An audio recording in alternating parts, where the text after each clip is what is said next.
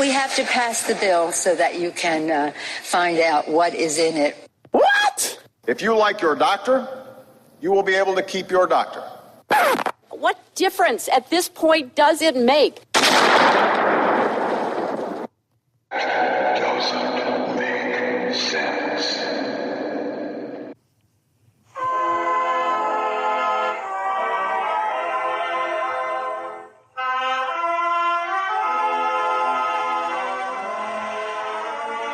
If you're looking to make sense out of what's going on in the world today, then you've come to the right place.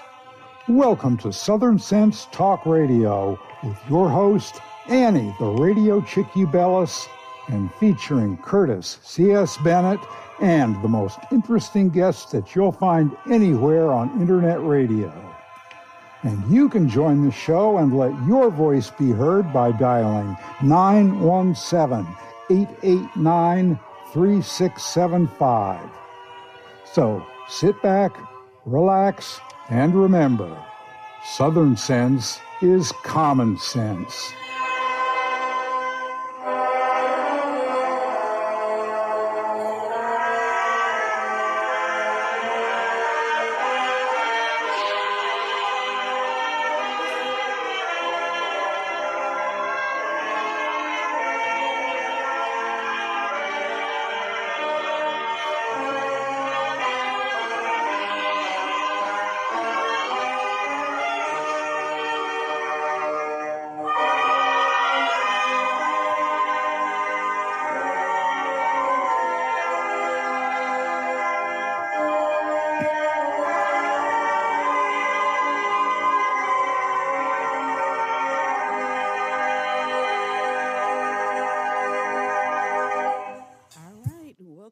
Southern Sense, trying this one more time. I know we're starting a little bit late, half an hour late, but we had some technical difficulties.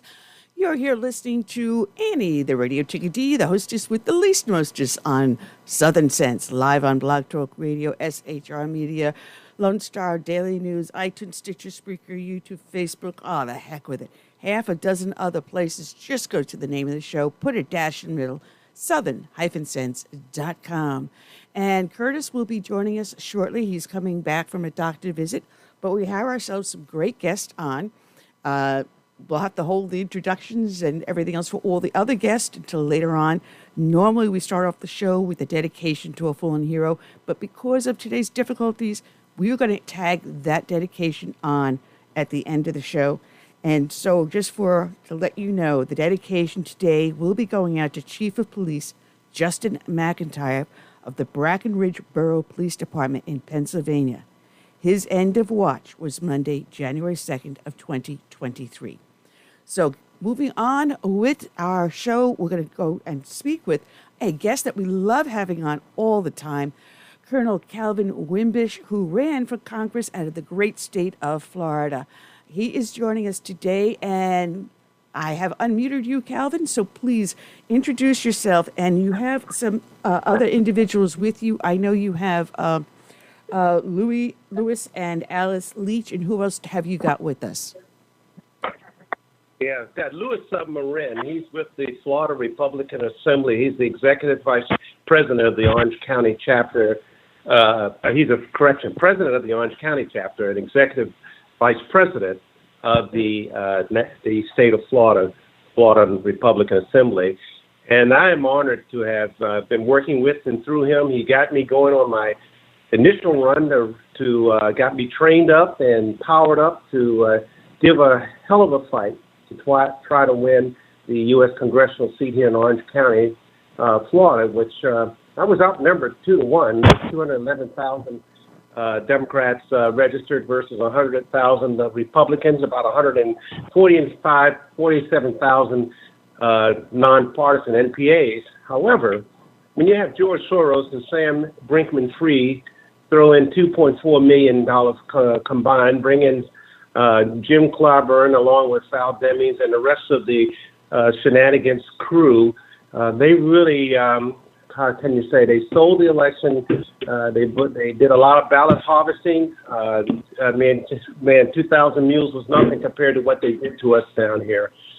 But I am a resilient kind of guy, and I'm honored and blessed that people like Senator Rick Scott and Congressman Byron Donalds and several others throughout the hierarchy of political world, as well as those in the community, supported me strongly and gave me the support that I needed to say I can rise above circumstances. And though they have beaten me in this battle, I said I was a setback, but no, my minister just reminded me, how many times did Joshua have to go around the wall? I said 7. He said, and how many times did Abraham Lincoln have to run before he became president? I said 14. He says, well, you got a few more laps to go, young man. It was a setup, not a setback. It's the setup for something that's greater.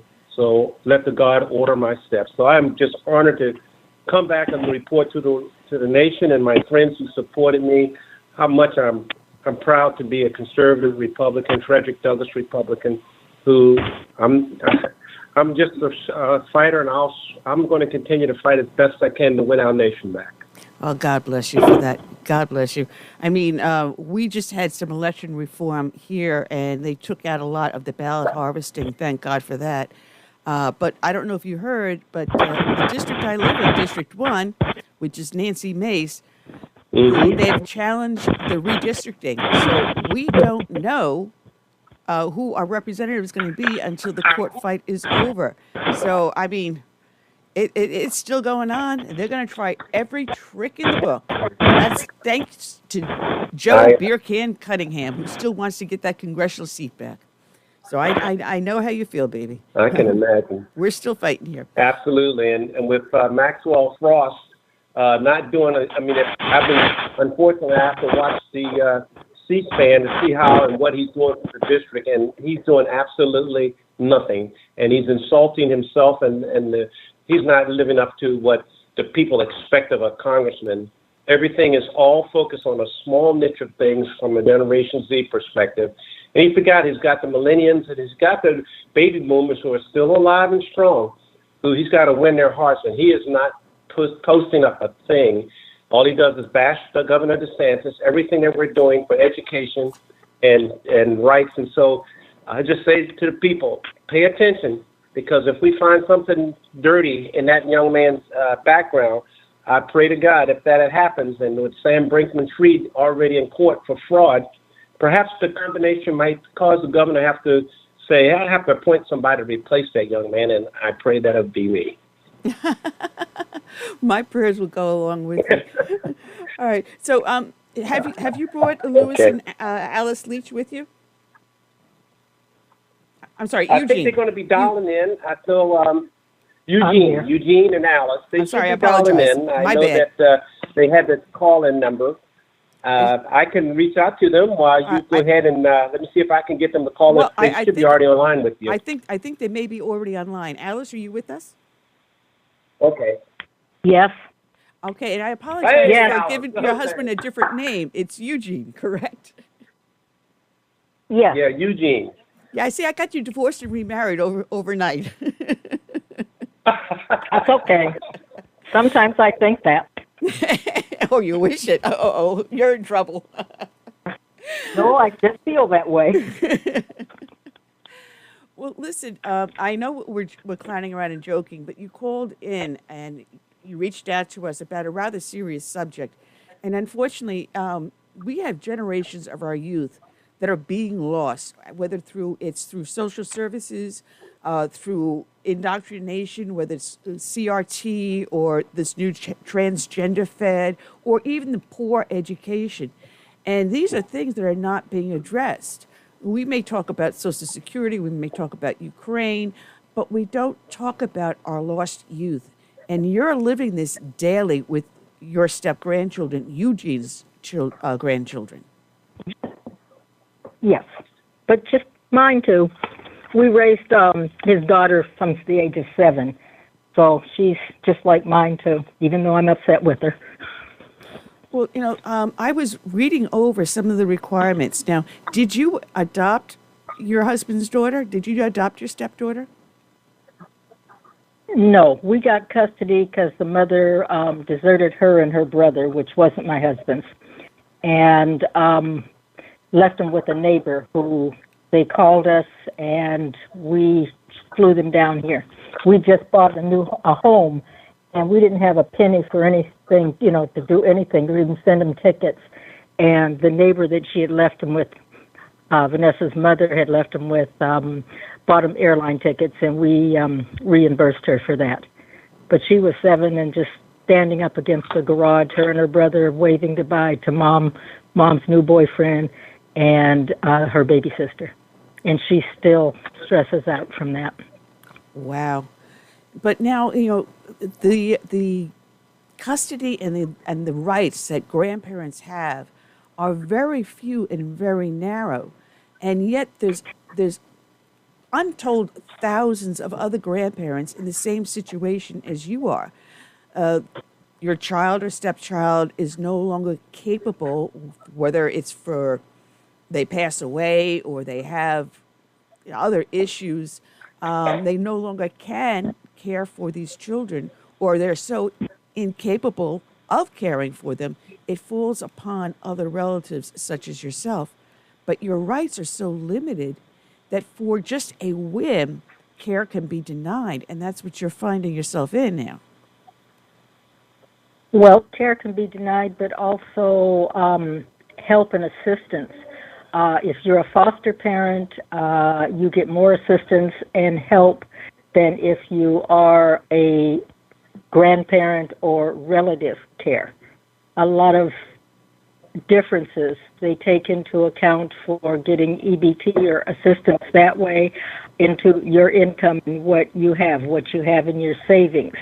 You're allowed to have only $2,000 in savings or in the house in your checking account. Otherwise, you don't get assistance for EBT.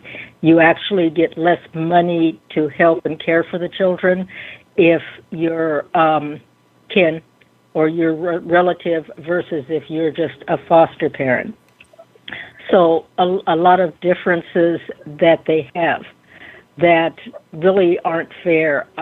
For us, our grandchildren are all ADHD, and they need assistance that way, medical assistance for their condition, medication. The mother has rights that if mother can refuse the medication, even though the psychiatrist and the therapist says that the children need it, and then the court does have a right to overrule the mother if she says no, which our daughter did. They have a right to overrule that, but it has to go through the lawyer and to the judge. We don't even know if it's went through the judge, but affects their mental health tremendously. And, they're not growing normally because they don't have the ability to focus like most kids can focus on what's going on. And as far as the system is, how it works is it limits you. Whenever you ask anything or you're trying to find out, they're always saying it's policy. One of the other things as a foster parent or a parent, a grandparent taking care of your kids, they have like a level 1. One of their requirements is that you have to lock up all of your cleaning items, like your dishwashing soap, your laundry detergent. Everything has to be locked up so you can actually qualify for doing things. Now, a lot of things we do not qualify for because we haven't went through all the things that they're saying to qualify for. And so that entails the kids are living with us. I don't have anything locked up. It's okay. You don't qualify, so we're fine to leave the children with you, but we're not going to help or assist you. Now that's crazy. I believe that's wrong, and I think it's like child abuse because the kids are the ones who are suffering. Yeah, they're punishing and you by denying you the ability to care for the kids, but in the end, it's the kids that take the brunt of it. Now, I understood in Florida, at one point, social services actually relegated the actual visitation and everything else to the local sheriffs. But that's now reverting back to the Florida state government. Are you going through a local sheriff's agency, or are you going to really dealing directly with the Florida state government now? I guess I'm actually dealing with one of the organizations, because DCF actually puts everything out and to other agencies. One Hope United is where our caseworker comes from, that's working with them, and then they have other ones. Embrace. There's Kinship, which is the one that I'm working with, that's been the most helpful with me getting the therapist, some mentorship for the boys, and they've been really good with helping with other things going on. In fact, through Kinship, I got the boys put in the Boys and Girls Club, which our caseworker just, denied with, summer camp or anything because of their ADHD. They need to be kept busy. And we got nothing or no help whatsoever from them. It's basically been the community, neighbors, that have called and said, hell, this is over here. Can you want to check that out? Or everybody looking out. Governor DeSantis gave $450 per child for school, back to school. We didn't get a penny of that for any of the boys. In fact, I just recently got $200 per boy for clothing, emergency clothing and allowance. When they went back to school, we had nothing other than what we went in debt pretty much with credit cards and stuff to get the kids in school. And even doing, and my 15-year-old wears a 16 shoe. Whoa. So his shoes cost a fortune. Oh, jeez. No, did they come with oars or a outboard motor? They should have. Yeah. Forget about the car. You can just borrow his shoes and ride down the canal to the grocery store. Yeah, and he's still growing. Oh, geez. Now, but we've received absolutely pretty much no help. Well, now, do you have all three boys with you now? Because what Curtis said, what note he sent me was that one of the boys was in foster care. Is he now back with you? One is in a group home. With issues and problems that we had, we tried to keep him. But again, with the mental illness and other issues, we weren't able to do that because as far as getting medication, getting any help, any assistance in that area, it's not. And he was just too confrontational, with my husband. He's been raised to be, was 13 at the time, but he's been raised to be the adult. Mother let him rule the roost and rule the house. So we had two head of house in the house. And trying to control that, we just couldn't. Without the medication, to calm him down or anything in the process, we didn't have it because Mother had control at that time. Now, Mother relinquished, but she still has control over the medication, everything other than the judge actually making a decision. But for them to make these decisions, the children are suffering. And I just think it's child abuse. I really think on the other end, you're taking them away from the parent, protecting them, but are you really protecting them? Not totally. Now, Calvin, I'm going to ask you this because I don't know how the laws go in Florida. Is there an avenue in which they can approach in which they become the children's foster parents? Instead of having them look at it as grandparents, can they convert it into a foster parent? Foster parent laws, it's a little bit different with being foster parent. They have different levels. As a foster parent, you get compensated with more than you do as a grandparent. But how to be in, I've been told no, but we have no rights to do that either because they're doing reunification with the mother. So we have actually no rights whatsoever in that end of it. Now, it's almost as if the foster parents get better rights than the grandparents. Yes, and they do in a lot of situations.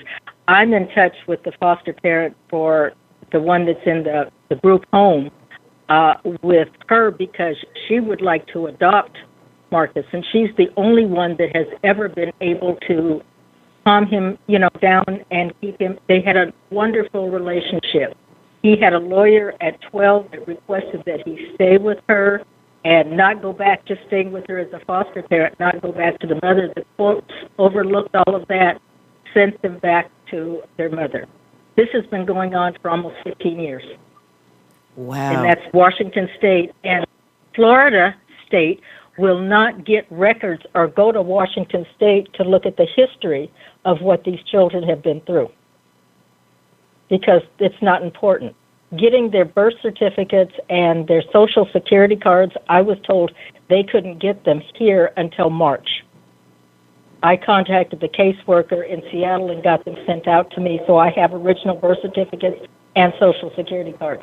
But as far as caseworker and everything saying, that's not possible. You can't get that. Yet and still, a lot of places, the psychiatrists and other places needed the birth certificates.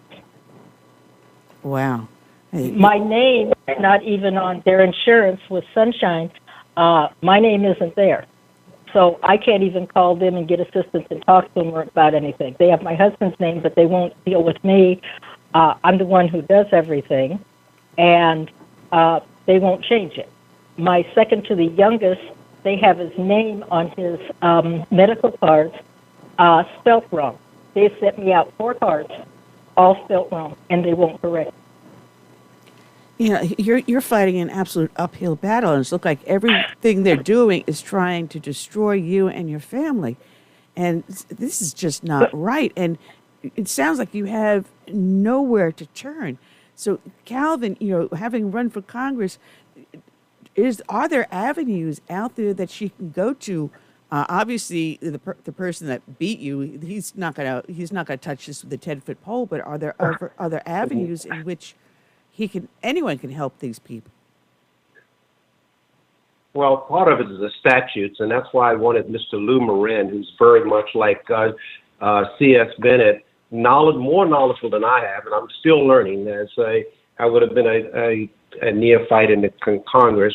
The statutes that are currently in place are the limiting factors that need to be reviewed, and the state legislatures, both in the House and the Senate, will have to go in and see, first of all, what is in the statutes that prevents and continues to clog the line of communication and access to medications, and then what can be changed, and if they have to go to a special session, or will they be able to incorporate that in?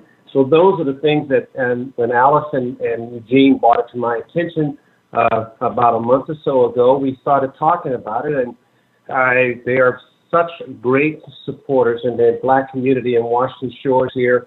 They had me involved with the Juneteenth celebration last year.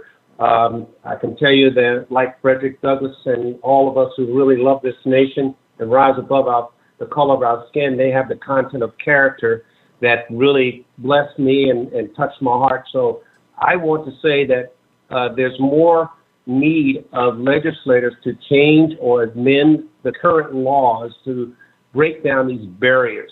So the recourse is for us to work with organizations like the Florida Republican Assembly and Mr. Lou Marin, and hopefully he's dialed in or he may be online.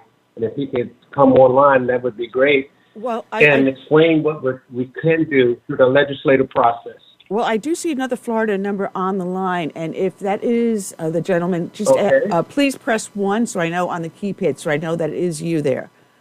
So if you do that, yep, that has to be. Okay. And there you go. Calvin, will you introduce him for me? Yes, ma'am. And ladies and gentlemen in the national audience, I'm very honored and proud to present the Executive Vice President of the state of Florida's Florida Republican Assembly, and he's also the current president, just reelected actually this week, of the Orange County chapter, Mr. Louis Marin. Like me, a veteran, I'll let him explain more about himself, but he's the one that, how can I say, as a former Green Beret and Navy SEAL community that I was in, he kicked my butt into realizing that somebody had to step up and take a swing and change now the direction our nation took. And Lou, you were the man. Oh, welcome aboard, Well, Lou. thank you for those kind words. Thank you for those kind words, Colonel. Appreciate CJ and being on this podcast here today. I'm honored to be here and honored to be an American, as well as being able to reach out to folks and help make a difference. Now, we do have with And us. Lou, she was asking about alternative steps to what Eugene and Alice are facing that can be done through the legislative process. And I know when CS gets back from the doctor, if he's able to get back in time here on the broadcast, what can be done and what we can do through the legislative process, and what the Florida Republican Assembly and your organization can help with Eugene and Alice's issue. Well, what we do here is that we're working with the communities, like with Eugene and Allison, and they come to us with a problem. What we do is, or an issue, a problem, however you want to call it, and we ask the question, well, why are the laws or statutes preventing folks from getting help? And so what we like to do here at Florida Republican Assembly, by the way, which is a Judeo-Christian organization. We're not affiliated with the RPOF or the RNC. We're our own entity. We reach out to help everybody to say, okay, what do we got to do to fix the problem? And what we do is we form a committee addressing this issue. We write out the background, like, for example, what is going on that's preventing these kids getting the medication or the help, the attention they need. And then we do is we look at the statutes. We try to call up the statutes and find out what is the roadblock that's preventing, something positive happening to make a difference to these children, for example. And then we look at the statute and try to look at the language and say, okay, what can we do to modify, change it, amend it, what have you? And we make recommendations or solutions, and then we take that information and we pass it. Now, if it's an existing law, like, for example, in this session, we can only address existing laws, make a recommendation to modify the statute itself. If it requires new law, we got to wait till the next cycle, unfortunately. But at the end of the day, we take that information and we make recommendations to find some relief to help that situation for the family, so the kids get the attention they need. So bottom line is, the forming the committee, identifying the statute that oversees this issue, if there is there, and we try to amend it if possible to help open the gates to cure the problem. So where do we stand there on this issue then with Eugene and Alice and these kids? What can be done? Well, this was brought to my attention about a week ago. We got to sit down, have a sit down and write the background on this first. That's the first thing. And then we do is we'll get a few folks with have preferably legal background and a few of our what I call they go and investigate the statutes, and we put that together and we have a sit down and look at it and say, okay, what we got to do to fix the problem, So it's not like something you just magic wand. You got to really do your research, because you want to make sure you get it right the first time. Because if you don't get it right the first time, it might trigger something else that'll impact somebody else. So we look at the cause and effect of the change to make sure it's not going to impact another situation or create another issue. So it's a sit down with the background, and then we try to find a remedy. Well, as you're going and doing the sit down in the background and you're looking at a possible remedy that you think is going to help, is there a way then to get the media involved, to get public attention to this issue so that you have the background and support of we the people? Yeah, I think, and that's easy to do. But again, before you bring the media in, you got to make sure that they understand that we understand the issue before we put it, before we can help anybody. We got to make sure we get our ducks in a row before we go. And like I said, you don't want to be, if you don't get it right the first time, it can cause an impact. It can get you in trouble legally. So we just want to make sure we do it right before we put our name on it. Excuse me, to make sure that it doesn't have a negative impact with the change itself. But hopefully it's all positive. That's the end game, though. Yeah, I wish that we had been able to block out a lot more time, because we're going to have everyone come back again. And, this is an issue that shouldn't just be like a 15, 20-minute, or even as I'm giving you a half an hour. This is something that should take a whole solid hour. and put these laws out there that say, we're having the problems with this law, that law, and that law, and we'll reach out to the audience out there and say, write to your congressman or your state senator and find out why are these laws on the books and why can't family members have more input in the raising of their family members, be they grandchildren, stepchildren, nieces, nephews, or even when you're dealing with elder care, because this also seeps into that. We have an aging population here. And for example, I have my mom living with me. She's 90. She'll be 91 this July 4th. So I don't have these types of issues, thankfully. But I can't imagine trying to deal with that when you're dealing with the health issues of the individual and then having roadblocks placed in front of you to prevent you from dealing with them. And God bless you, Eugene and Alice, for the fight. And we appreciate that. I'm gonna have a sit down with them here in the near future, so I can help get a full understanding. They've been asked to write out give me a thorough background on this, so I can start to get some people assigned to this committee. We have like over 24 committees that we work on, everything from school board education reform to human trafficking to pedophile. We have a lot of different committees that we have that people are working on to help make a difference. And then bottom line, that's what it's all about. And especially our children. Our children are our future, and we got to look at these things to see what we can do to help make a difference. Because at the end of the day, who pays for it in the long run? The children, because it can have a negative impact on their health, maybe their well-being, maybe who knows what, but just depends on the situation. But we're all on board to help out, do what we can do to help Eugene and to make sure that this doesn't happen again, or just try to find a solution that's going to cure the problem. That's what we're looking for. Oh, absolutely. And I'd just like to make a point to that. This being Black History Month, and with Eugene and Alice really in the heart of the Black community, they know better than anybody the deep problem that this is occurring, and I'm sure they have tons of people like themselves who are dealing with it at various levels. So I really invite everyone that is listening and to join in.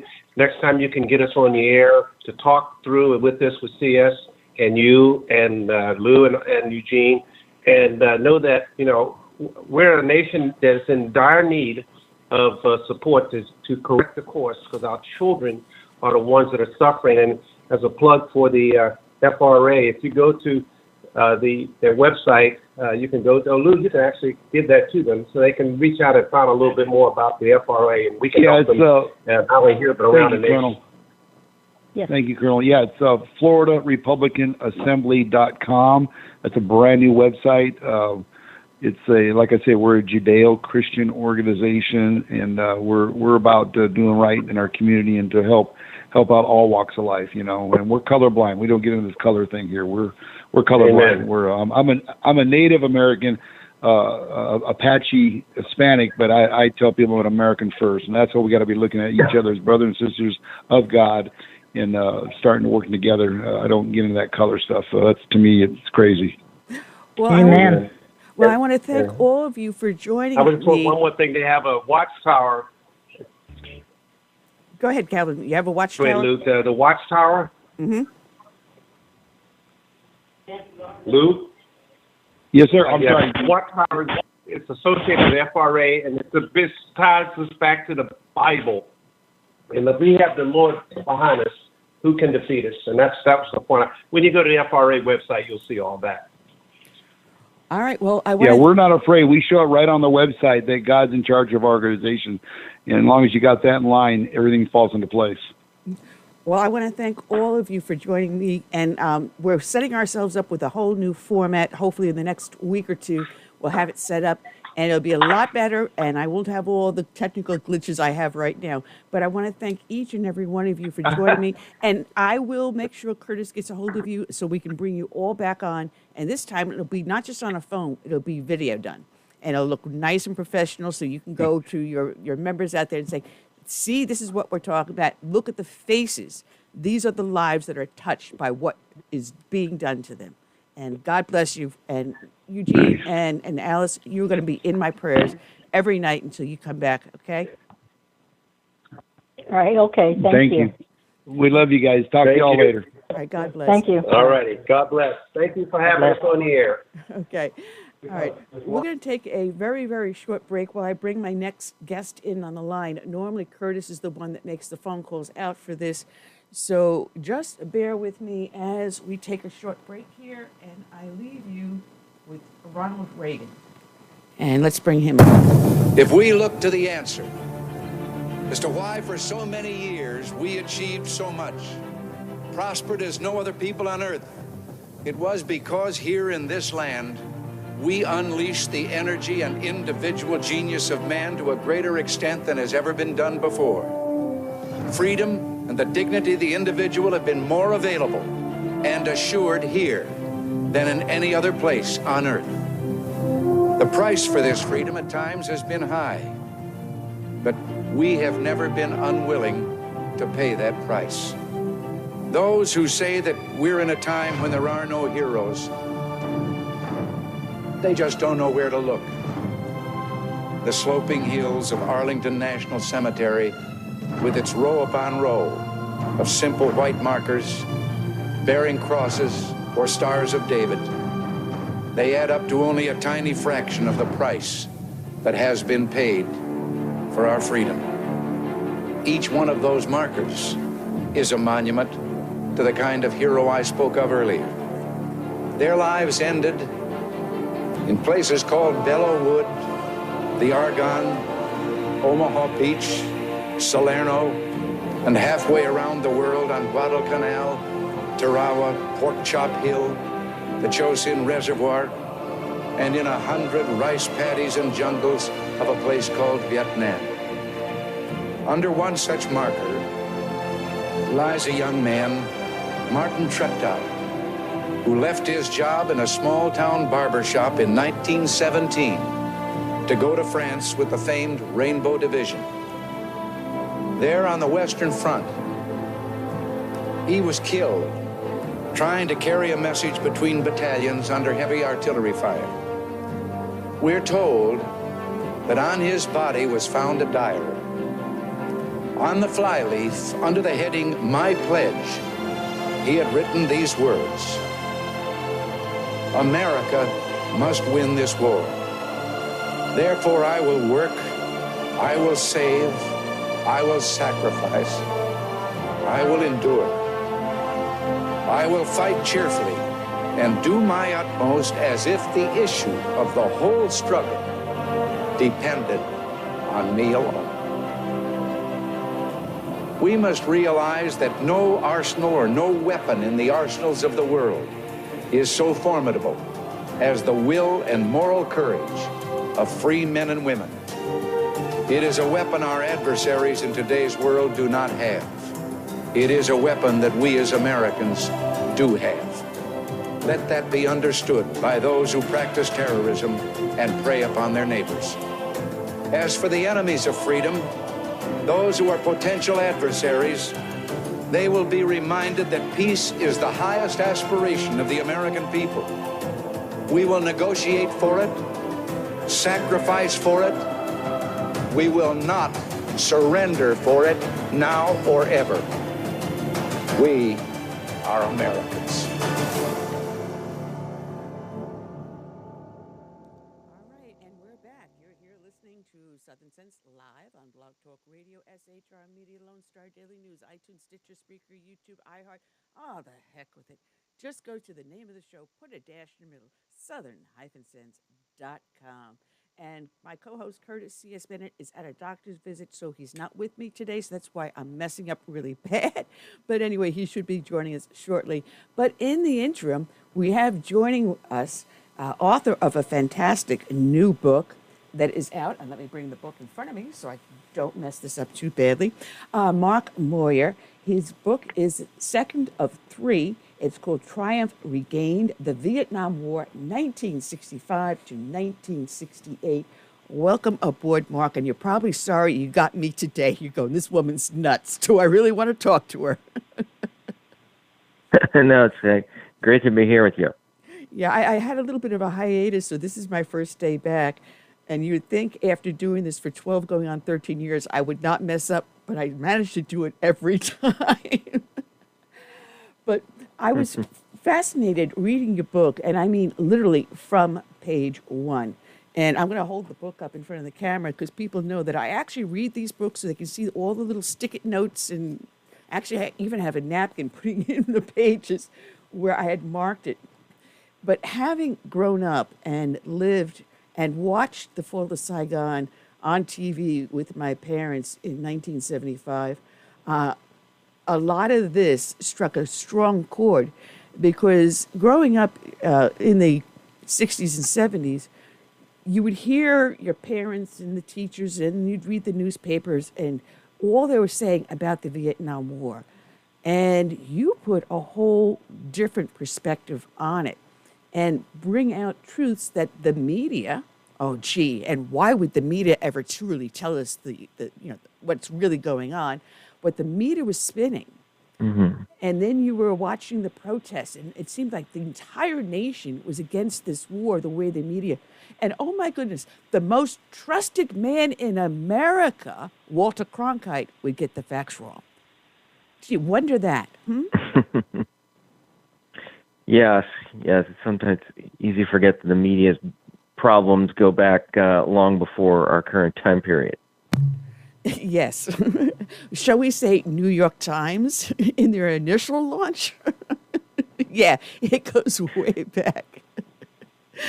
But, we grew up and Walter Cronkite was like God on TV. And matter of fact, after he retired, there was a lot of parodies, I remember. And Walter Cronkite participated in it because he was considered to be the voice of America, the most trusted man. And you can expect true news from him.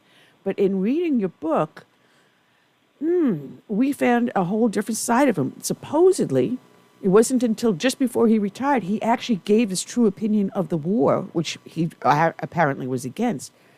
But it was men like him, the embedded press with the troops, that sent a completely different picture back. We were losing. South Vietnam wasn't fighting. And North Vietnam was kicking butt. But you're coming up with stats. And it took you 15 years to write this book. Am I getting this correct? 15 years? Yes, well, I did some other things in between. I got pulled to do some things with Iraq and Afghanistan, then I served in the Trump administration, and so that slowed things out a bit. But yes, this one took a long time. The first volume also took about 7 years, but I wanted to be extremely thorough because there's so much false information out there, and so I needed to make sure that I could really make my case with an overwhelming amount of evidence. And I've also been able to get a lot of sources from the North Vietnamese side, which are particularly important and something that most people have neglected. But Cronkite's a very interesting character. So he goes over and makes this famous speech after the Tet Offensive, and of course we now know from even the opponents of the war admit Tet Offensive was a huge military failure for the communists. But he gives this speech about how things are going so tough, and we should really kind of stop worrying about trying to win this war, and we should just negotiate an end to the war. But the problem with that, and he never really explains, is you have to have an enemy that wants to negotiate, and the North Vietnamese were not very interested in negotiating anything other than our surrender, which and he didn't tell us it's time to just surrender, but one might take that away from it. But it was something else you heard a lot from the left at that time was that we just need to negotiate, and these North Vietnamese will act in good faith, and we can just put an end to all this. And we even did these bombing pauses, which supposedly were going to make peace easier, but which, in fact, the North Vietnamese just exploited to their own ends. And Cronkite, as you may know, too, later goes on to be a big champion of global government, arguing that, in fact, we don't really need the United States anymore. We can all have one big global government, which is just, I think most people know how ludicrous that would be. Yeah, and we're still fighting that to this day. But one of the things that they kept on saying is that we can't escalate. As a matter of fact, we were being attacked from out of Laos and Cambodia, but you can't go into there because it's going to bring China in. But China really didn't want to get into this war, did they? Yeah, that's one of the big things. Well, there's a couple problems with this whole argument that because that's what the military is saying in this period, that the enemy's using Cambodia and Laos as sanctuaries, and they're moving their supplies there through the Ho Chi Minh Trail. So we ought to go in there, and but you have people saying, well, we can't violate the neutrality of Cambodia and Laos, which, it's already being violated by the enemy. So why you would, forswear for that reason is silly. And then you also have Robert McNamara, Secretary of Defense, telling Johnson that, well, we don't want to provoke the Chinese and the Soviets. But the Chinese and Soviets are already directly aiding the country that is we're fighting against. So why do we need to be so careful about provoking them when they're already causing us so much trouble? Well, I do my homework thoroughly, and I'm sure, your agent mentioned, hey, she does read the books. But what I also did was last night I went in to look at the reviews. And I know all authors read the reviews. Mm-hmm. And I found, a few that were fair, but there was a couple, even though they were fair, there was always a little bit of a backhand, as if like the fact that you are exposing what actually happened. But most people, when they look at the Vietnam War, they look at what the government stats they put out, they'll look at what the media says about it, and they'll look at the media films and occasionally military footage. But even the military footage at the time, the numbers weren't exactly jiving. You actually went all the way back to U.S. and North Vietnamese and South Vietnamese sources, the actual people that were there, the actual records. And you came up with a completely different picture than what the media was showing at the time of the war. And I found it amazing as I'm reading these reviews, they kind of like gloss over that. One of them, the American Spectator, was one of them. He gives you a backhanded compliment when he said scholars and writers who challenge conventional accounts of history are often courageous and invaluable seekers of truth. They don't always find the whole truth, but their work often gets us closer to what really happened. One such scholar is Mark Moyar. Well, it's one way of giving you a nice compliment, but it was a little bit of a backhand at the same time, wasn't it? Yes. It was a little, that was a little odd. This book is still so new that we've only got a handful of reviews. Triumph Forsaken, the previous volume, got all sorts of reviews, most of them positive, and we've already got a good number of Amazon reviews for this one, but expecting the next month or two we'll see more. But I've gotten for both books an overwhelmingly positive response from veterans, and they are really the people whose opinion I value the most, because they experienced this, and so many of them tell me I'm glad somebody finally got something out there that's actually true to what I remember, and the media and academics have so badly distorted it. And of course, one thing I point out is that probably most of the people who've written about Vietnam, including both journalists and professors, are people who were opposed to the war at the time. And so that has kind of colored, I think, everything they've written. And in this book, I talk about how the war is actually not unpopular in colleges until the middle of 1967. And it's at that point that you have changes in the draft rules that make it harder for students to get exemptions for graduate school. And, even people on the left will acknowledge, this is kind of the turning point. You also have the baby boomers coming of age. But so what you have is this group of people who, and this is really, unprecedented in U.S. history, there's this generation that's basically saying, well, we really don't want to go serve in the military, even though our country's at war. And so what they do is they come up with rationale as to why this is actually not such a awful thing as it might seem. So they have to prove that this was a bad war, because if it was actually a worthwhile war, it'd be really hard to justify dodging the draft. And so these people criticize it then, and then they after the fact, some of them go on to write about it and try to justify themselves. And so these people, they're certainly not willing to take what I say seriously. I mean, there's some who are open-minded, but many are just very set in their views, and simply when new ideas come along, they'll just attack them. Well, it's funny. My brother missed the draft by 1 digit, believe it or not.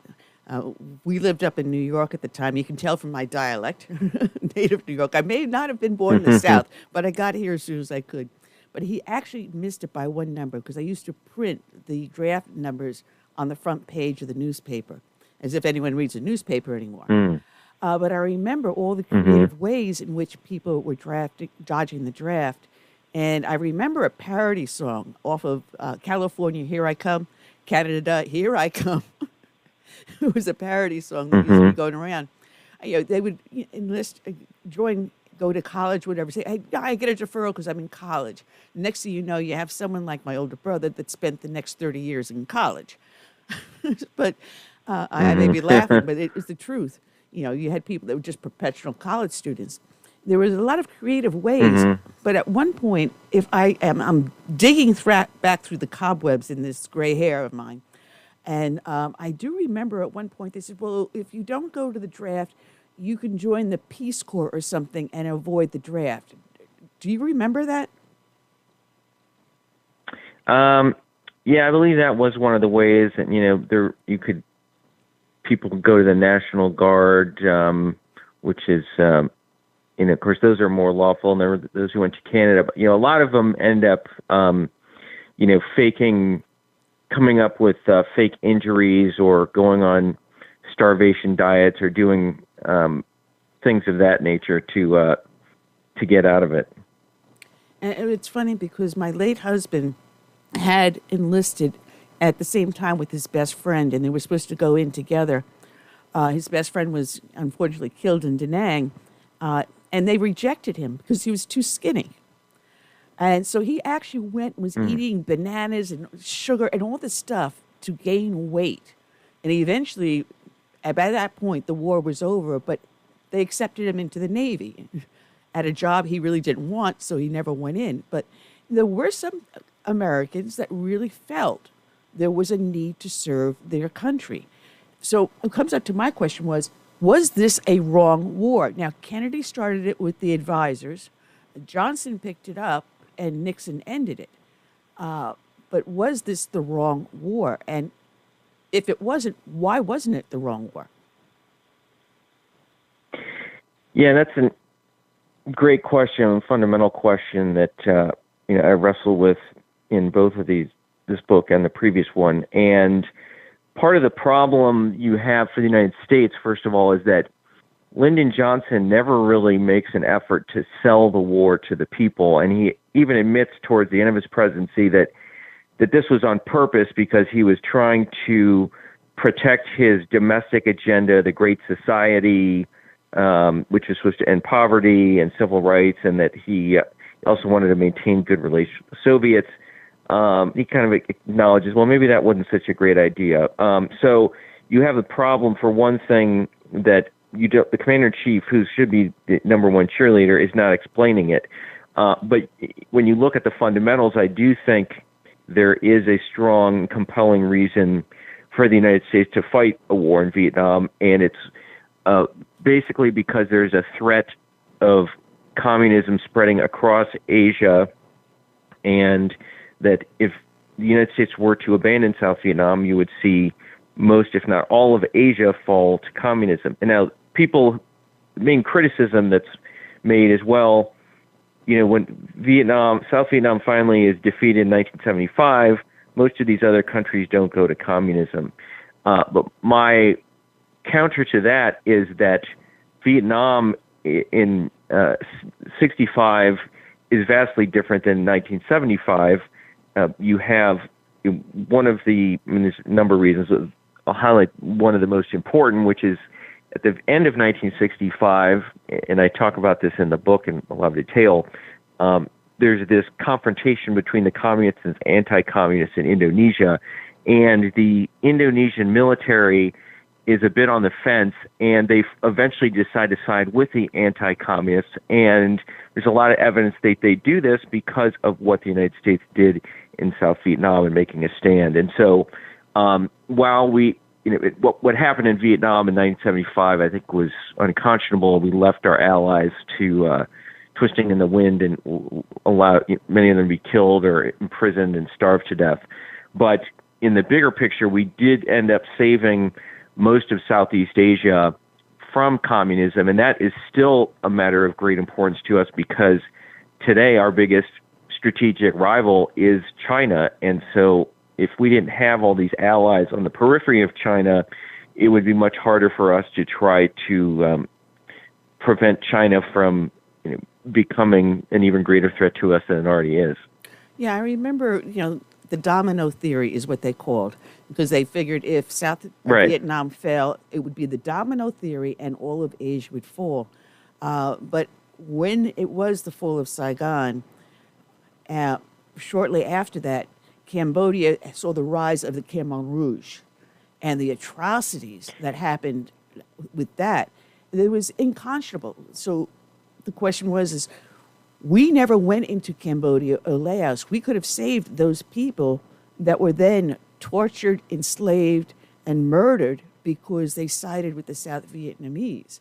And I remember seeing the pictures of the people and these traps they put around their necks.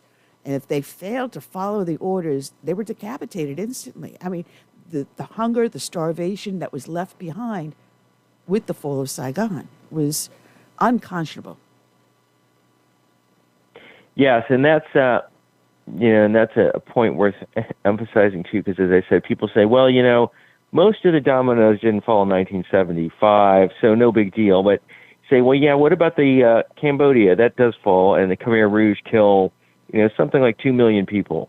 And the broader issue too, I think, is worth emphasizing that this was not just some hostile power we're facing. This is a hostile ideology, and by the best estimates, communism killed about 100 million people in the 20th century. I mean, 100 million people is almost impossible to fathom the magnitude of that. But I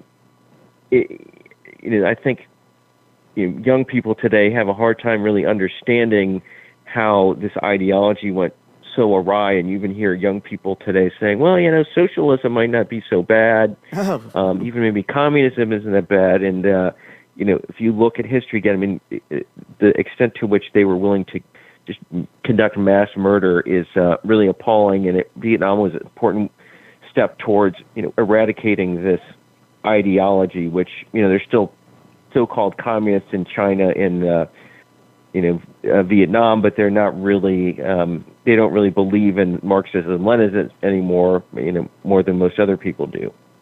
Well, the North Vietnamese leaders, most of them were trained in Marxism in Russia. And they billed themselves, like Ho Chi Minh, as a nationalist. But in reality, they were pure communists. And the media and our national leaders and advisors to Johnson just never recognized that difference. They never picked up, as you said, the hostility they had towards those of us in the West and our willingness to preserve freedom and individual rights. Yes, and I talk about that a lot in the first book, too, looking at the history of Ho Chi Minh and his associates. And his myth arose in the West and propagated especially by the anti-war movement that Ho Chi Minh was really a nationalist more than he was a communist, and he could have been the Tito of Asia if only we hadn't been so stupid. And, he recited the Declaration of Independence once, and so he must therefore like us. And that is all filled with falsehoods and misperceptions. I mean, we have very clear evidence that Ho Chi Minh considered himself an internationalist, meaning, he may have had, been a nationalist in the sense he liked his country, but he put international communism first. And when you see countries in a place like Hungary or Yugoslavia that do try to be more nationalist, and get crushed by the Soviets. Ho Chi Minh actually says, good job, Soviets, because this is an international movement. We can't have these nationalist upstarts within the movement. And if you look, too, at how he sets up the government in North Vietnam when he takes charge, looks just like most other Marxist-Leninist countries. And he was very close to Mao Zedong. And we also know when he was studying in Moscow, he actually stood outside to the point of getting frostbite in order to see the tomb of Lenin. So this is a man who is indeed a very committed communist. And another interesting thing we've seen come out in recent times is that the communists, in not just Vietnam but other countries too, went out of their way to try to dupe gullible Westerners into thinking they weren't really communists. And a lot of that, they did enjoy a lot of success in that. I mean, you do have people, some of the tougher anti-communists in America see through this, but oftentimes they are dismissed as being reactionaries or paranoid.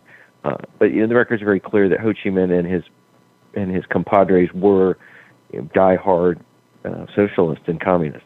Well, when I was reading the book, I was reading the dynamics that went on between Johnson, his advisors, and the Joint Chiefs of Staff. And General Westmoreland pretty much had his thumb on what was going on. He had the great ideas, but every time he turned around, he was getting stabbed in the back. And sometimes by one of his own generals, where he would order something and was it General Walt would just ignore him and go his own merry way. And I remember that we were saying back then that this war was being fought by Congress, but no, it was being fought through the office of the presidency. And Johnson was on one end of the spectrum with his advisors, in his ear. And the Joint Chiefs of Staff is saying, we have a war to fight. We go in to win and bring back as many of our American boys safe and sound as possible. Yes, and that's one of the big, and I knew something about this when I started this book, but I've learned a lot more, too, about the role of McNamara and his so-called whiz kids, who were these, a lot of smart statistical types, PhDs, et cetera. Dean Rusk. And these people, they had kind of a characteristic academic arrogance to them, and they thought that they didn't really need to know the specifics of Vietnam or the history of Vietnam, that they could use their scientific models to figure out what to do. And so that helps explain why they undertake this policy they call gradual escalation, where you start the bombing of North Vietnam very slowly and gradually increase the tempo, and that this is going to somehow enhance our negotiating position. But we know, especially from now what the North Vietnamese have said, that these theories that they tried to apply were actually counterproductive, because what happens is the North Vietnamese see this initial bombing sort of pinprick style, and they say, well, aha, this means the Americans are actually weak and soft, and so let's try to take greater advantage of it. And it also gives us time to build up our anti-aircraft defenses so we can shoot down more American planes. Well, Westmoreland had a really good idea on what to do. They were originally doing search and destroy missions, which was devastating to the North Vietnamese, doing guerrilla tactics. And they found, as I read in your book, that as the North Vietnamese were trying to capture the villages, they were hoping that the South Vietnamese would turn to them and say, oh, yeah, you're liberating us from the imperialist Americans. But the South Vietnamese villagers were kind of like, well, whichever side is winning, we're going to side with them. Oh, and by the way, the Americans, when they came in, they gave us food and medicine and everything. They helped us rebuild, or they escorted us to the urban centers so we have less in the line of fire. The North Vietnamese were not actually getting what they were expecting from the South Vietnamese villages, were they? That's right, and that's another myth that really got propped up by the anti-war movement and even some people in the Johnson administration, that the communists in the South are these homegrown freedom fighters who just, want to assert their independence. And for a good while, there were many in the West who bought this idea that the so-called Viet Cong in South Vietnam were independent of North Vietnam. We now know that, and North Vietnamese have admitted this, that they controlled the so-called Viet Cong all along, and the leadership of them were communists who had been trained in the North and then sent to the South, and the mass of the peasants in South Vietnam, they were really not particularly political. They, as you mentioned, they're more concerned about who's stronger, because they want to maintain their livelihoods and their families, and they were not particularly concerned about who exactly held power as long as their lives were protected. So the fanciful notion that somehow there was this big revolutionary fervor in the villages where, again, most of these people are not even literate. So, like peasants in most places without education, they are not really ideological at all. Well, there was another battle brewing here in the United States because Westmoreland wanted to increase the draft. He wanted to also use reservists in everything. So there was a mindset with the Joint Chiefs, hey, listen, we need to build up our forces here and get them trained so when we need them, we can ship them overseas. But there was a pushback. They didn't want to increase the draft. They didn't want to pull up the reservists. There was a head-to-head going on there. So there was a difference in the mindset of someone that was drafted and someone that volunteered. Did that actually affect the way we fought?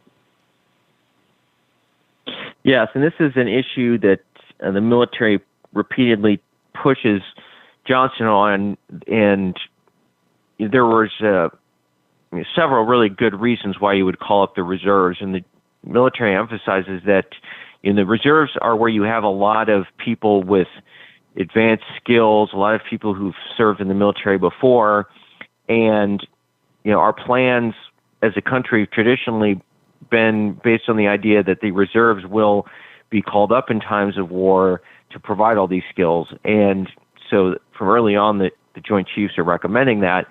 But Johnson says, no, I don't want to do that.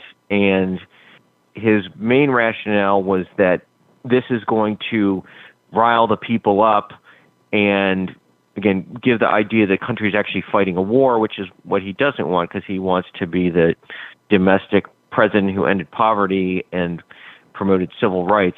And this idea comes up again repeatedly. Johnson always shoots it down. And then among the adverse consequences of this is that you have inexperienced officers who end up going to Vietnam because the reservists aren't around. And so you have a lower level of combat leadership, and so Americans get killed because they don't have the same level. American leadership in Vietnam is still generally pretty good, but I do think it's fair to say that this was there was a needless loss of life here that resulted from that, and it does also require more that more people be drafted, and typically speaking, drafted soldiers are usually not as enthusiastic about what they're doing as those who voluntarily joined, and so that also had an adverse effect on the armed forces. Yeah, absolutely. Now, most of what we were doing up until 1966, going into 67, was on the ground, but we also used naval. Now, how did that change the scenery and the dynamics of the war? Yeah, one of the fascinating things about Vietnam that what people don't know is that in the early part, the North Vietnamese they decide to try to infiltrate weapons from the north to the south by sea, and this also contradicts another notion that the South Vietnamese weren't dependent on the North. But truth is, even by the early part of the war, they need to get weapons and ammunition from someplace else. So the North is sending weapons from north to the south. Now, the Americans in 1965 happened to see one of these ships while it's docked in the south, and they tried to camouflage it. They usually move by night, but this ship wasn't able to get everything ready by dawn. And so the Americans see it, and they go and sink it, and then they start a greatly increased program of naval interdiction, and so they're able to shut down most of this maritime traffic along the coast, and this makes it all the more important that North Vietnam maintains this Ho Chi Minh Trail in Laos and Cambodia, and we have again multiple sources from the enemy side indicating, in fact, that they were terrified that the U.S. would go cut the Ho Chi Minh Trail as the American military wanted, and we're greatly relieved because President Johnson ends up not doing that. And that was a huge mistake, because so much more was able to come through the Ho Chi Minh Trail, cutting through Cambodia, where it joined. And how many men could we have saved had we cut off those arms? But with the joining of our Navy, increasing of our naval presence in the Vietnamese War, we were able to bring in more air power, as you write about, more helicopters, more gunships. Were able to come in and aid the Americans on the ground.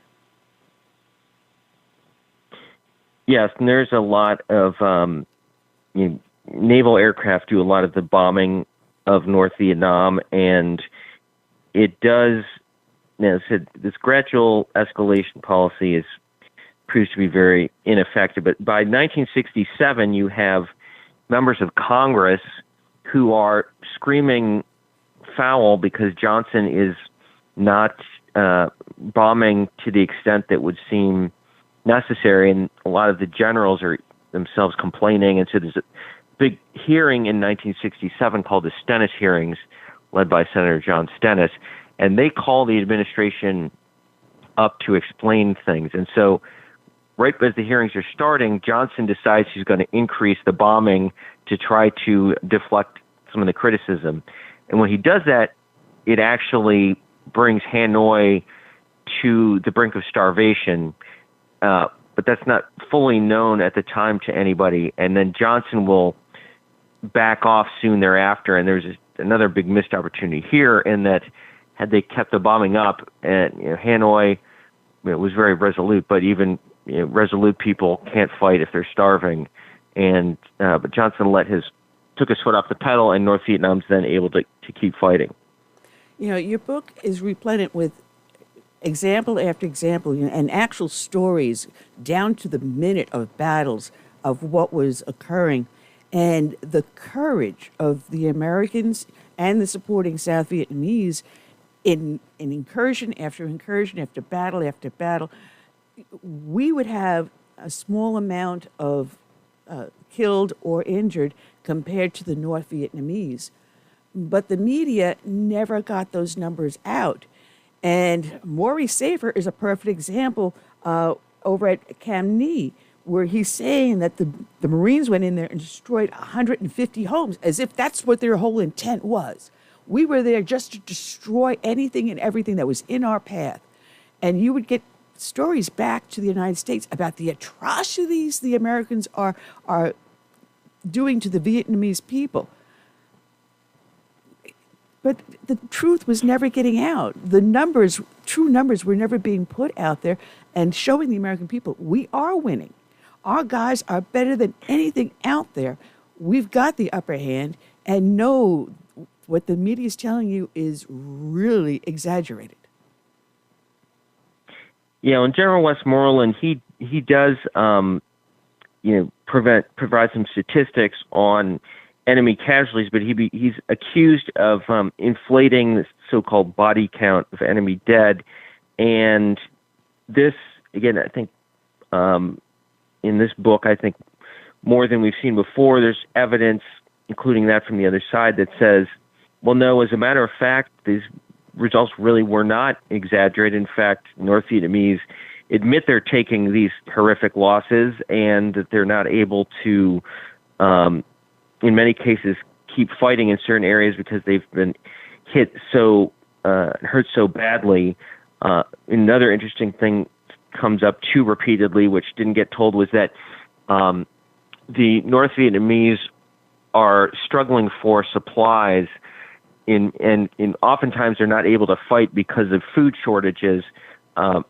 Because the Americans, they still have the Ho Chi Minh Trail, but the Americans do other things, such as concentrating in areas at harvest time to prevent the enemy from getting food, which puts more stress then on the Ho Chi Minh Trail.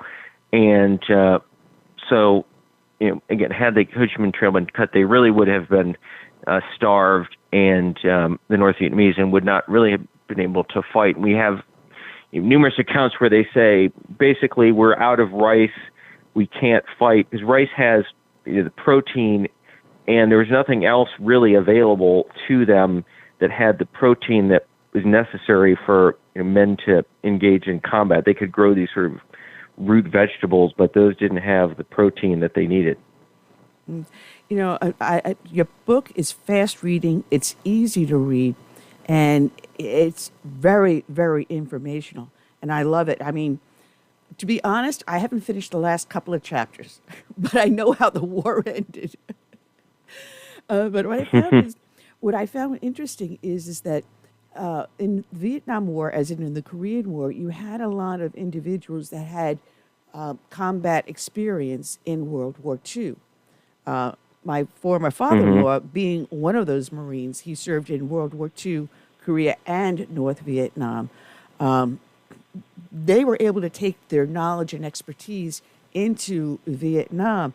And one of them was rather infamous, Major General Harry W. Kennard. And he did something in World War II that rang around the world.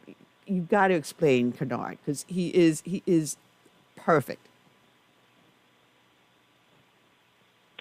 Yes, and he's commanding the 1st Air Cavalry Division in 1965, and he's one of the first to say, we really need to go across the border, because if we just keep fighting here in Vietnam, we can keep killing hundreds and thousands of North Vietnamese, but if they can just sneak back into Cambodia or Laos, and for one thing, when we started to hurt them, they can go over there and cut their losses, but also they can just keep sending in more people from North Vietnam, and this thing potentially could never end. And Johnson and McNamara never quite, I think, fully grasped that point, and they were also paralyzed by this fear of the Chinese and Soviets, which turned out to be unwarranted. But it's I said, I think the U.S. military, for the most part, really understood this whole strategic scenario better than the civilian leadership did.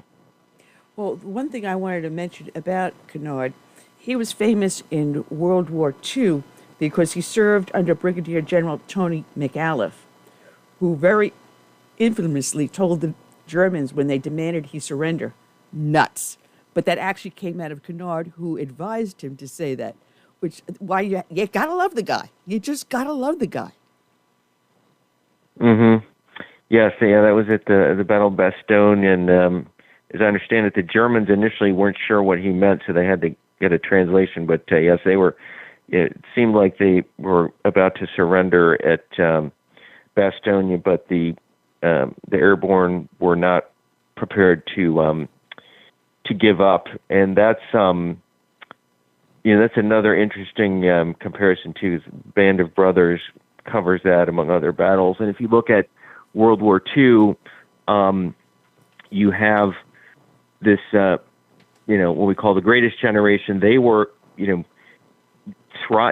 they were going out of their way to try to get over to the war, and those who weren't qualified physically to go were many of them were distraught that they didn't go, and it's a very different generation from the baby boom who comes along and suddenly doesn't have much interest in this patriotic service and is much more concerned with themselves.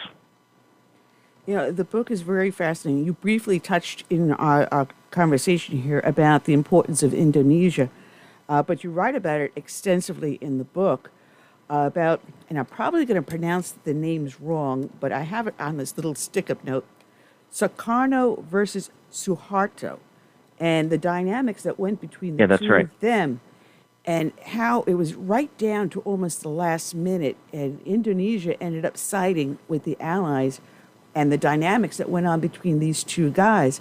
And I found it fascinating, which I'm sure people, when they buy your book and read it, which they can get probably also on Kindle, I believe, they should, and really understand the truth about the dynamics and the importance of Indonesia in Vietnam.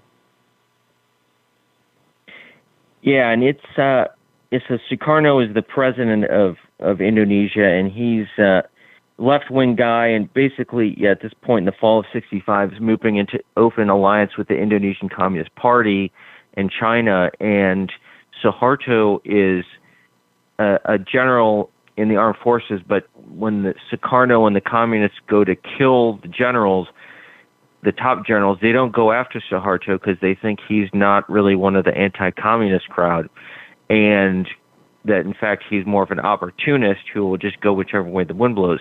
Well, it turns out they were, largely correct in that assessment, in that he was not one of the diehard anti-communists and was an opportunist. But what he does do is he goes around when the communists, just after they kill all these generals, and he talks to the other military leaders about what they want to do.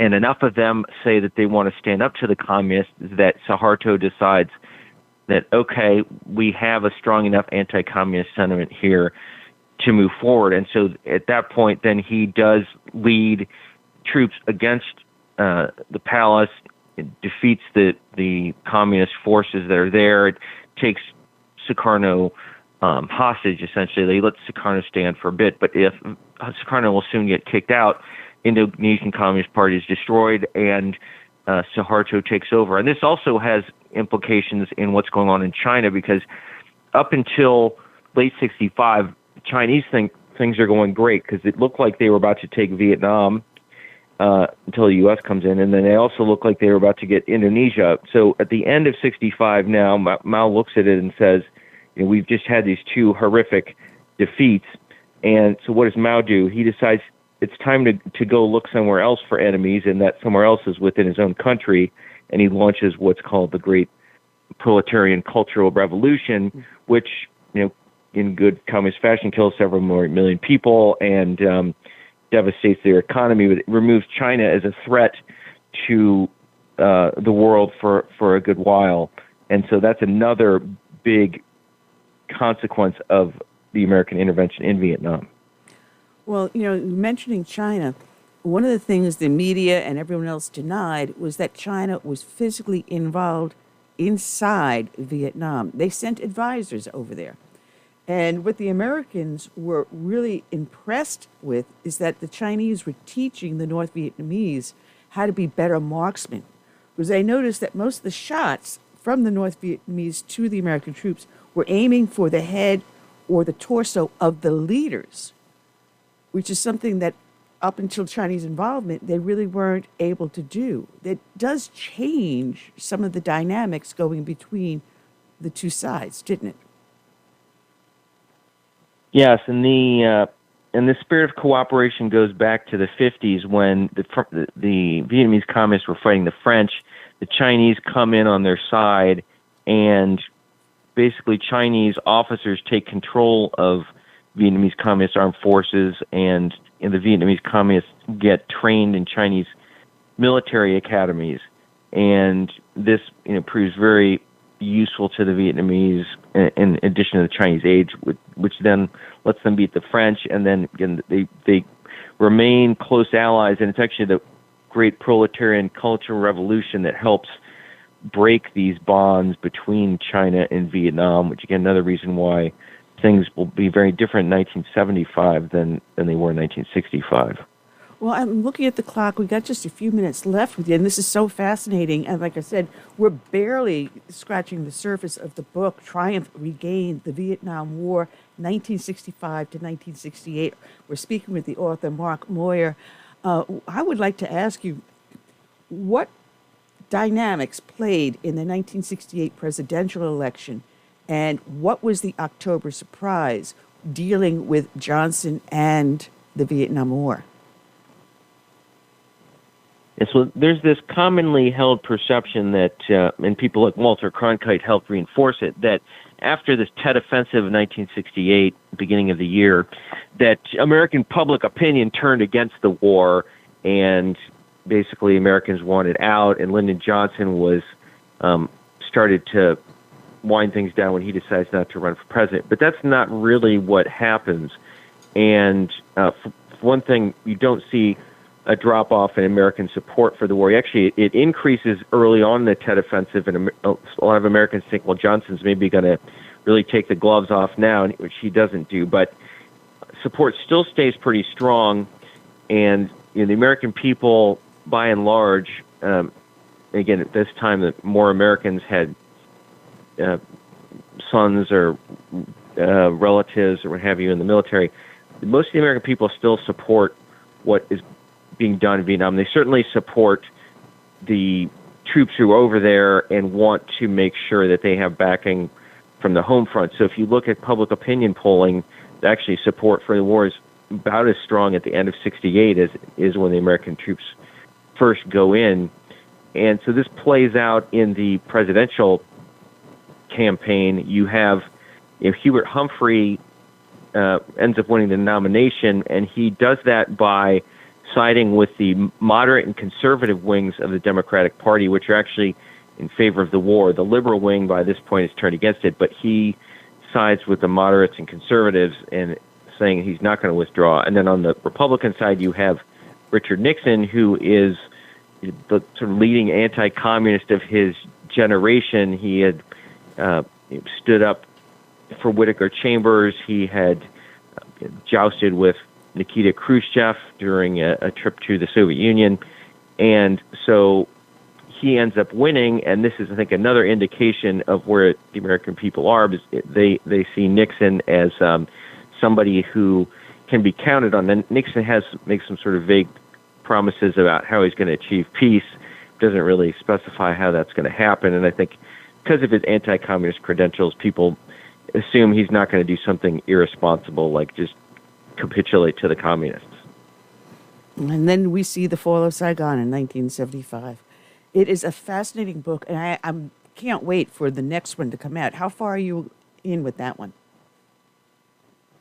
I still got a ways to go. These ones, as I said, take a long time, and I've also recently joined the faculty at Hillsdale College, which is a great place, and getting up to speed there has taken me a bit of time. But I'm working on it. But it's one thing I like to tell people too is that especially in something like this, you if you try to speed it up, the quality will suffer in terms of both the evidence and also how well it's written. Because even the best historians, if they rush, they don't do the greatest job. So it will be expecting it to be similar quality to the first one. So it'll be a few years, I think, before we can get it out.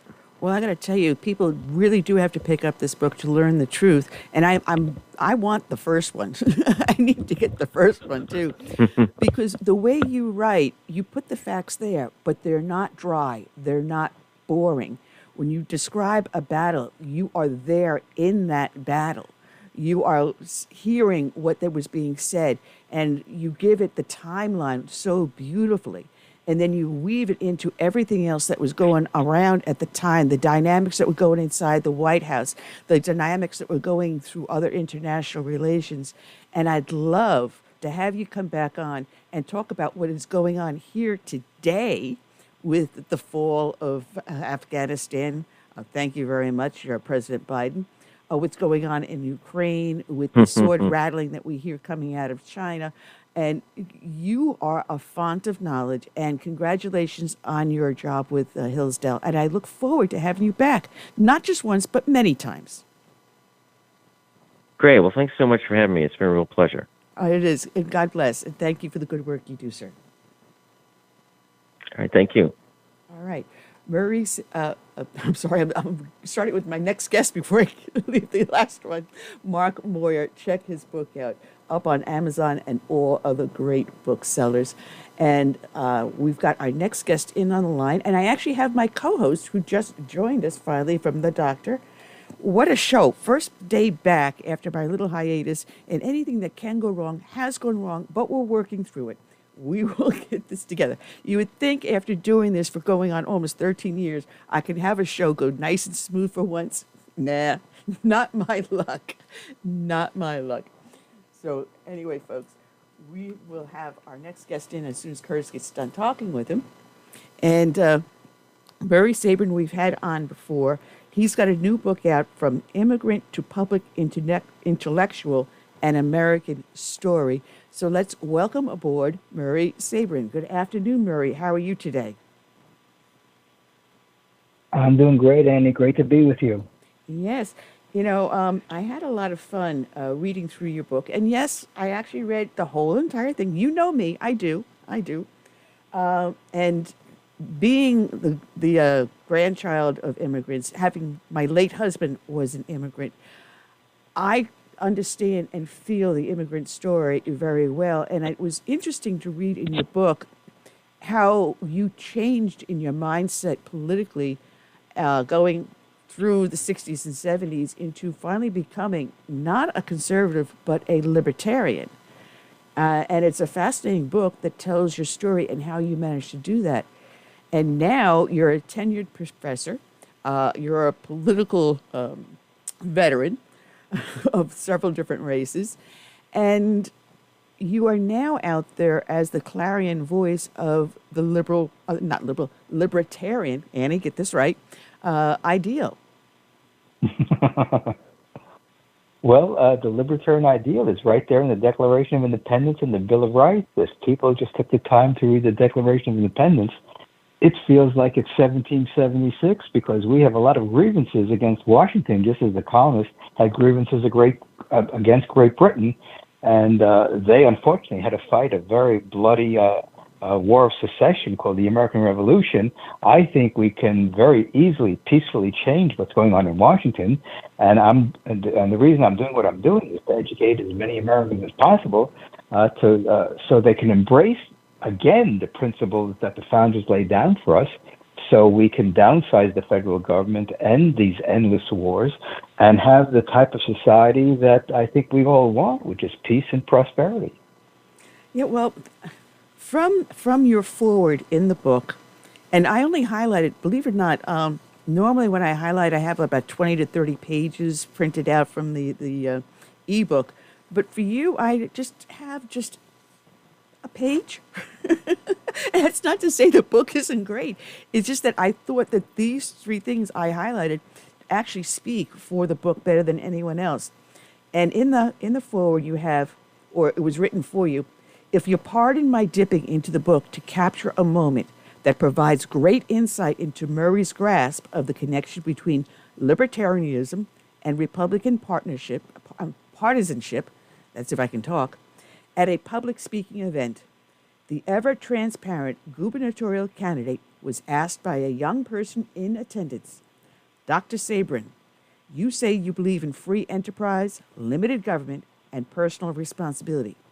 What makes you different than a Republican? And your answer said it all. And what did you say, Murray? I mean it.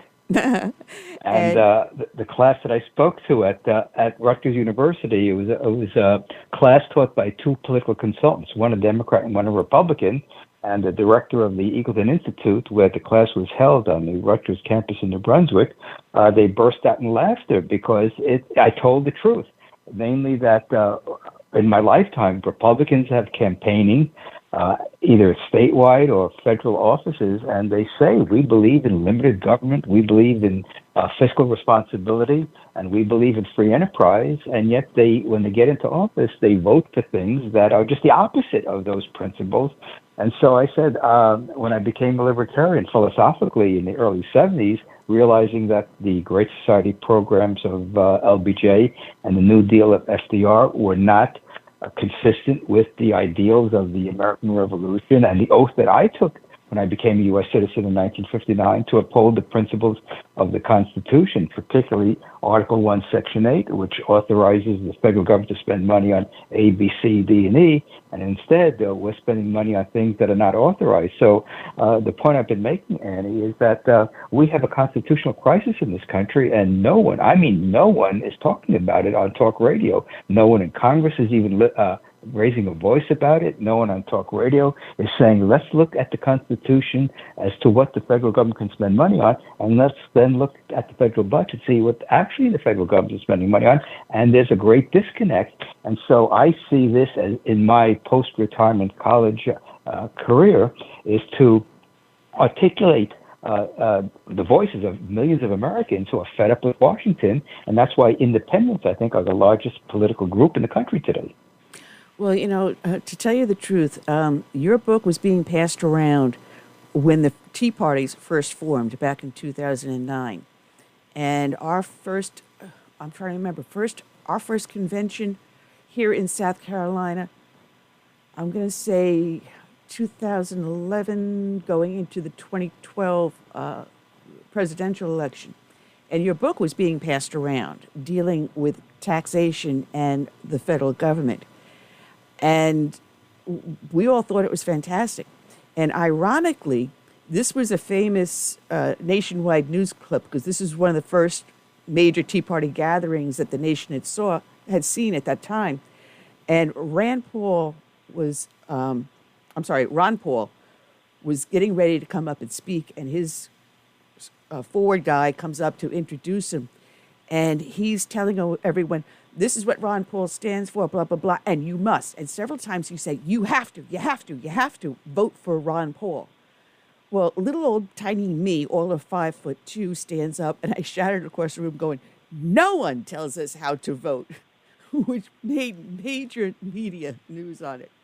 And yet, what this guy didn't understand, rather than dictating to us, explain to what the policies are so that we could understand, rather than tell us that you have to believe in this, or you must do this. You, when you ran for governor the first time, you were able to articulate to people what you stood for, and you did it in a way that the average American could understand and say, yes, I get it. This is what we need, and thank you. Well, I appreciate that, Annie. I think that's one of the things I like to do, and I think I do it well, which is take fairly complicated ideas that seem complicated and bring it down to the level that even Joe Biden and Kamala Harris can understand it. I doubt that. This is, as they say, not rocket. I don't think they have the mental capacity, honestly. But it's a good try. I tell you, Annie, I've been following presidents for 60 years now, and these two, I think, together don't have a triple-digit IQ, and that's what's disconcerting as a citizen and someone who was run for political office in New Jersey. That they sound like someone wound them up and go on the stage and just spout platitudes and generalities. And Kamala Harris can't give a speech without giggling 3/4 of the way through it. And I've never seen a public figure like her. And I'm just amazed that Joe Biden picked her, because she dropped out of the race, I think, even before the first primary was held in 2020. And yet he picked her because she checked off a couple boxes that the Democrats now think are important in a candidate, race and ethnicity. And of course, now it's sexual orientation is another a key component of what a public official should be. So there's such a lack of substance in the political world. That's why you don't find many people of stature and substance going into politics. They're in the business world creating things for the American people. And that's why I love to speak to business people. I think that they are the smartest people around. Actually, the engineers are the smartest people around. But the entrepreneurs in America are the ones that made this country great, Annie. One of my favorite books I have in my bookshelf is called They Made America. It's a history of American entrepreneurship. Yep. And these are the men and women that took an idea, got some savings, and performed miracles in creating new products and services for us. And so that's why our living standard is as high as it is in our history, because growing up in the 1950s and 60s, what we have today was only science fiction in terms of the internet, the cell phones, watch phones. Yeah. I mean, these are things you see on TV, in movies, about what the future would be like. And it's great to be living in this era, because if we had good public policies, we would have a much higher standard of living, and we would eliminate a lot of the poverty that is around the country today. Well, we got another friend in here on the show. I know he can't stay very long. My buddy from the Epoch Times, Mark Tapscott. Good afternoon, Mark, and welcome me back. It's been a while, but a little hiatus I needed. Well, I'm glad you're back, and thank you for having me back. I'm sorry for being late. I could not find your phone number for some reason. No, you're not late. You're fine. We also have with us Dr. Murray Sabin with us with his new book out, From Immigrant to Public Intellectual, An American Story. And a lot of stuff that he has in the book we can put into today. And Mark, I'm sure you'll remember this, but when we started the Tea Party movement, there was a thing that Murray, that they were doing. And you're the finance guy. I got a little bit of a stuttering problem, so sometimes I can't pronounce certain words.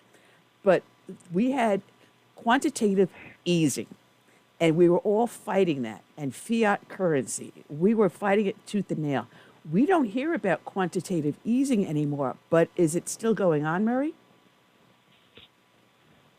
Well, the Federal Reserve has been trying to, and has successfully reduced its balance sheet, which means it's selling some of the assets that it's bought during the economic lockdown and implosion of the economy in 2020. They created literally trillions of dollars overnight to prop up the economy because of all the lockdowns. That there was very little economic activity going on.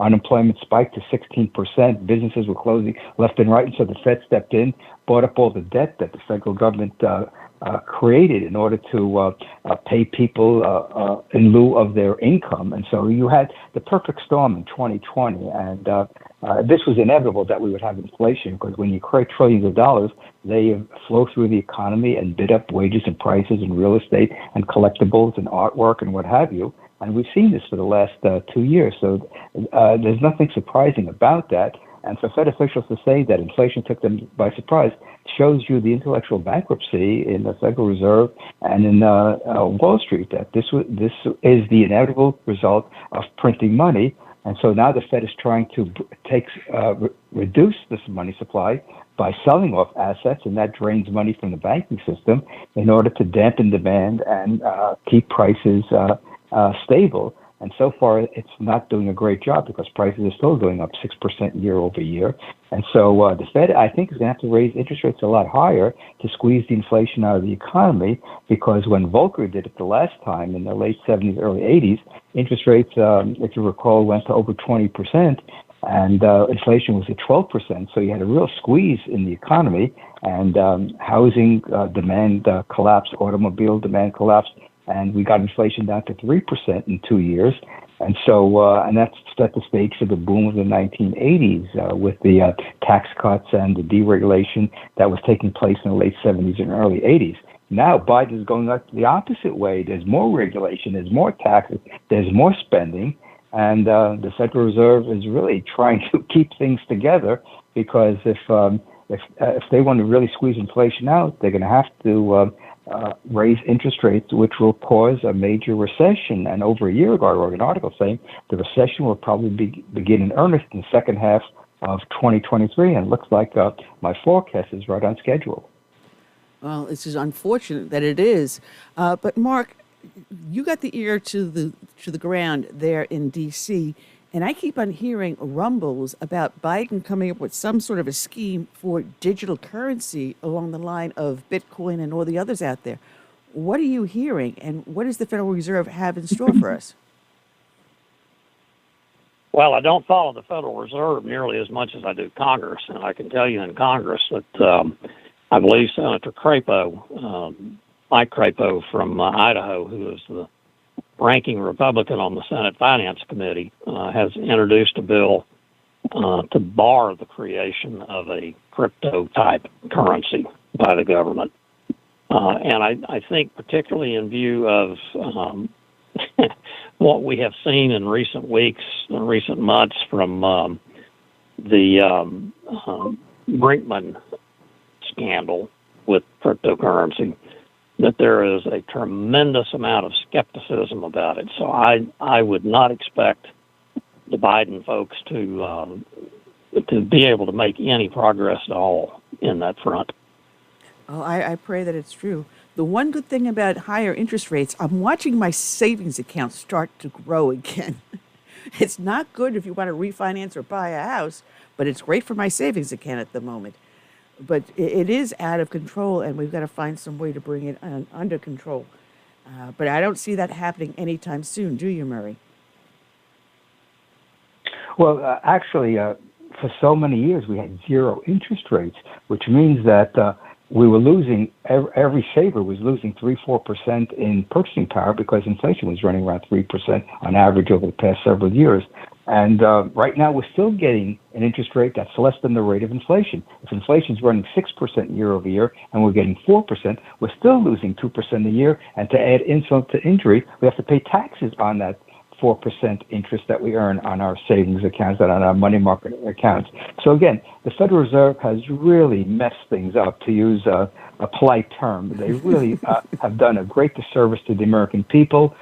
They've given them a false sense of prosperity. We've had a housing bubble. Prices have gone through the roof. Where I am here in Southwest Florida, a lot of it has to do with the money that the Fed has created and keeping mortgage rates down to 3%. But there's a tremendous influx, as we all know, of people leaving the blue states and coming to Florida, which has been basically opened since mid-2020 when Governor DeSantis says we're not going to have lockdowns, we're not going to keep the schools closed. And the economy has been doing much better than I think any state in the union. And so when I decided to retire in 2020, we moved to Florida a year later, and it's probably one of the best decisions I've made in my life, because not only is the weather magnificent, but it's great to be in a state where the governor has a level head and he's not into all this control over the economy, which means that businesses are flocking here. I mean, there are so many businesses that are leaving Chicago, which has become a real war zone, given all the crime that's there, leaving Connecticut, leaving Massachusetts, leaving New York State and other states that have high income taxes. We're seeing people from California come here. And so this is what happens. People are voting with their feet. That's the ultimate democracy in our society. How people vote is more important with their feet than it is with the ballot box to a certain degree. Well, I'm going to change the subject a little bit. Andy, I have a question. Oh, go ahead, Curtis. Oh, I was going to ask this Murray and Mark. Which one you think would be better for our economy, a Trump or DeSantis? Ooh. Well, that's an interesting question. Mark, you want to start with that, please? Thanks a lot. Well, speaking as a reporter, a journalist for these many years, we do have something of a record from his 4 years in the White House, and he cut taxes, which was a great thing. He went along with a tremendous amount of spending that more than a few people think was excessive, which is not such a great thing.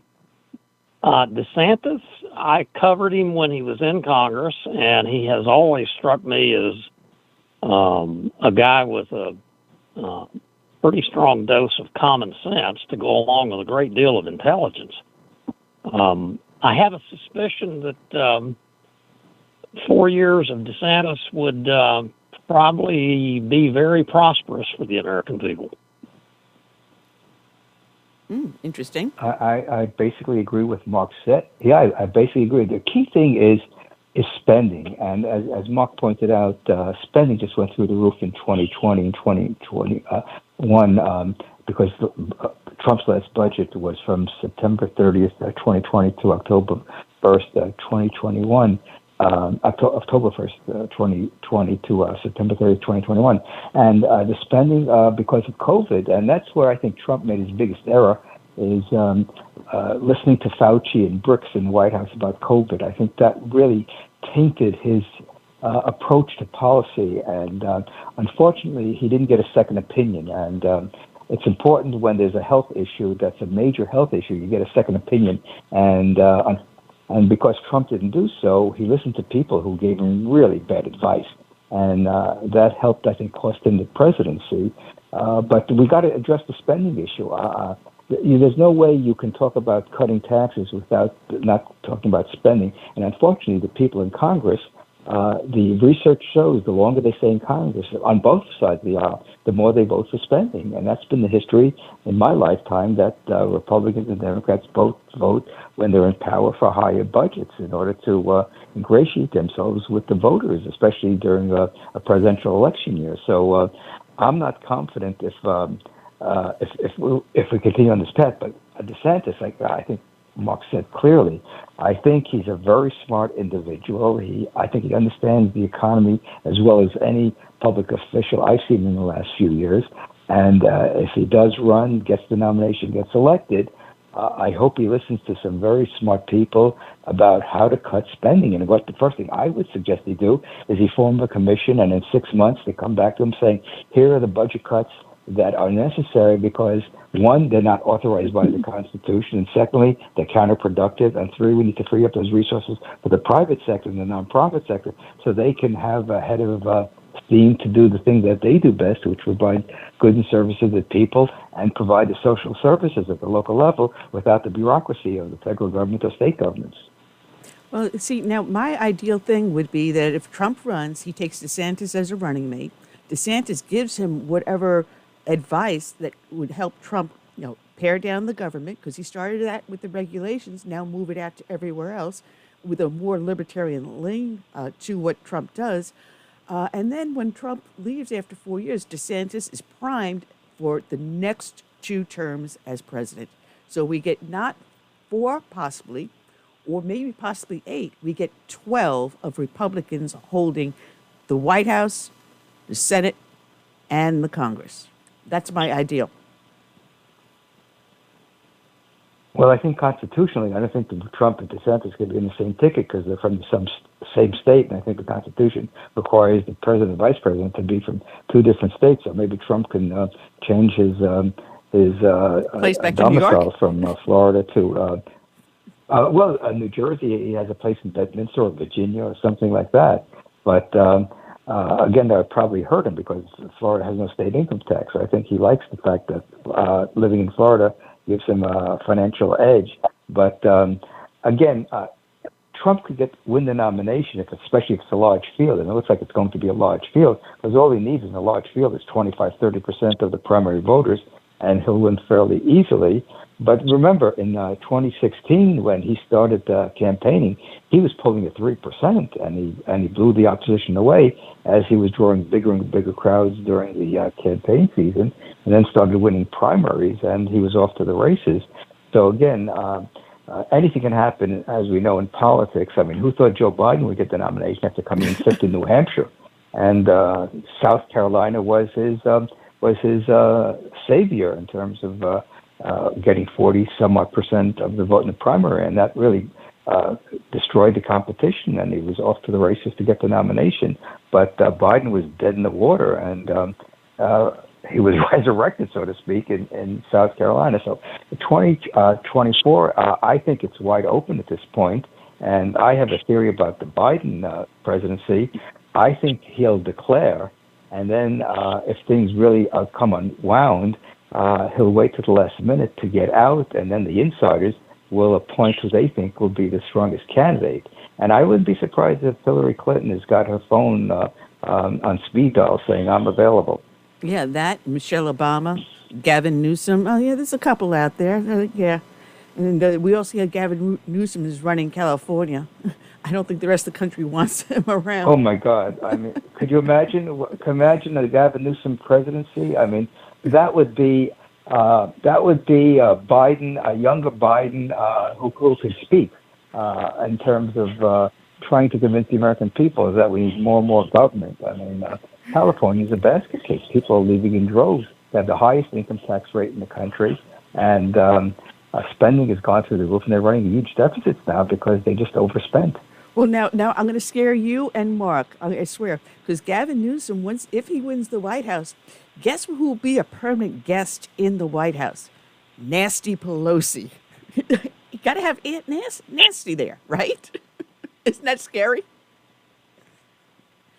I am so terrified I can barely speak. I mean, she's an older version of Kamala Harris without the giggles.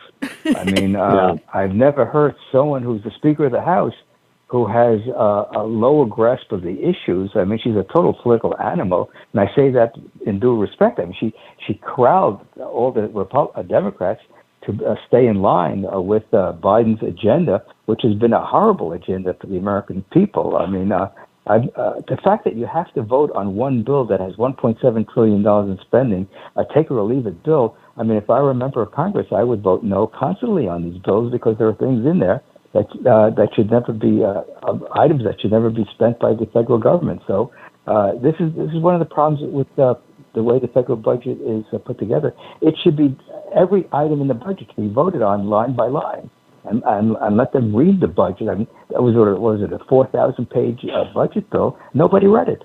How could you possibly, as a board of directors of a company, vote on capital spending if you don't read the proposals by the people who are putting together the strategic plans for a company? So how can members of Congress vote for nearly a $6 trillion budget without reading it? It's shameful.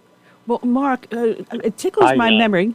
It tickles my memory, though. At one point, there was several Republicans that brought to the floor legislation. It never got passed, but it was supposed to tag onto each piece of legislation where in the Constitution one of the 13 enumerated powers that bill pertained to, which justified it being brought to the floor. If that enumerated power could not be pointed out, could not be placed on that bill, the bill is unconstitutional. Whatever happened to that, Mark?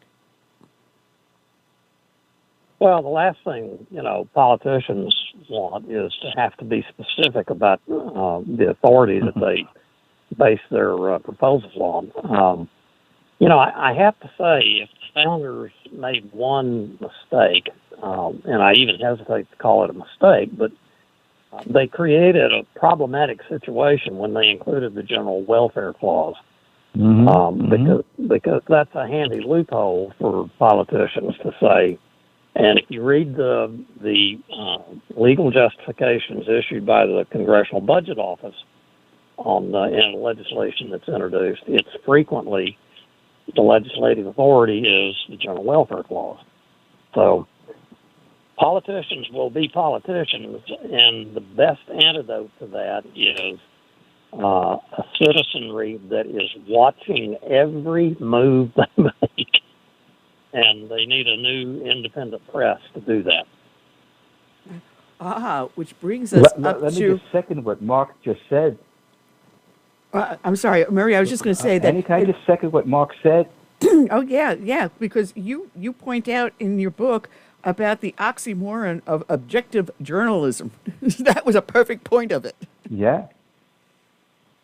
Well, the other point that I would make regarding what Mark said is that the General Welfare Clause is such an open-ended concept that anything that the government wants to spend money on politicians and the Supreme Court have said it's the general welfare. But, however, our political culture has changed because remember when the prohibitionists wanted to ban alcohol, they knew there was no statutory authority to do that, so they passed an amendment to the Constitution which gave the federal government authority to ban alcohol production and sale. So at one time, even the big government advocates realized they couldn't run roughshod over the Constitution, and so they went the amendment route. The same thing with the income tax.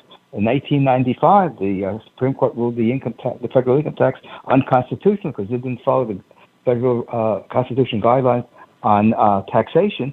So they amended the Constitution. We got the 16th Amendment. So at one time in our country, people had respect for the Constitution and realized that if you wanted something done that was not authorized by the Constitution, you have to amend the Constitution. And so that's the constitutional crisis that we've been in for 100 years because FDR's New Deal is not based on the Constitution, and neither is LBJ's Great Society. That's a huge amen on that one.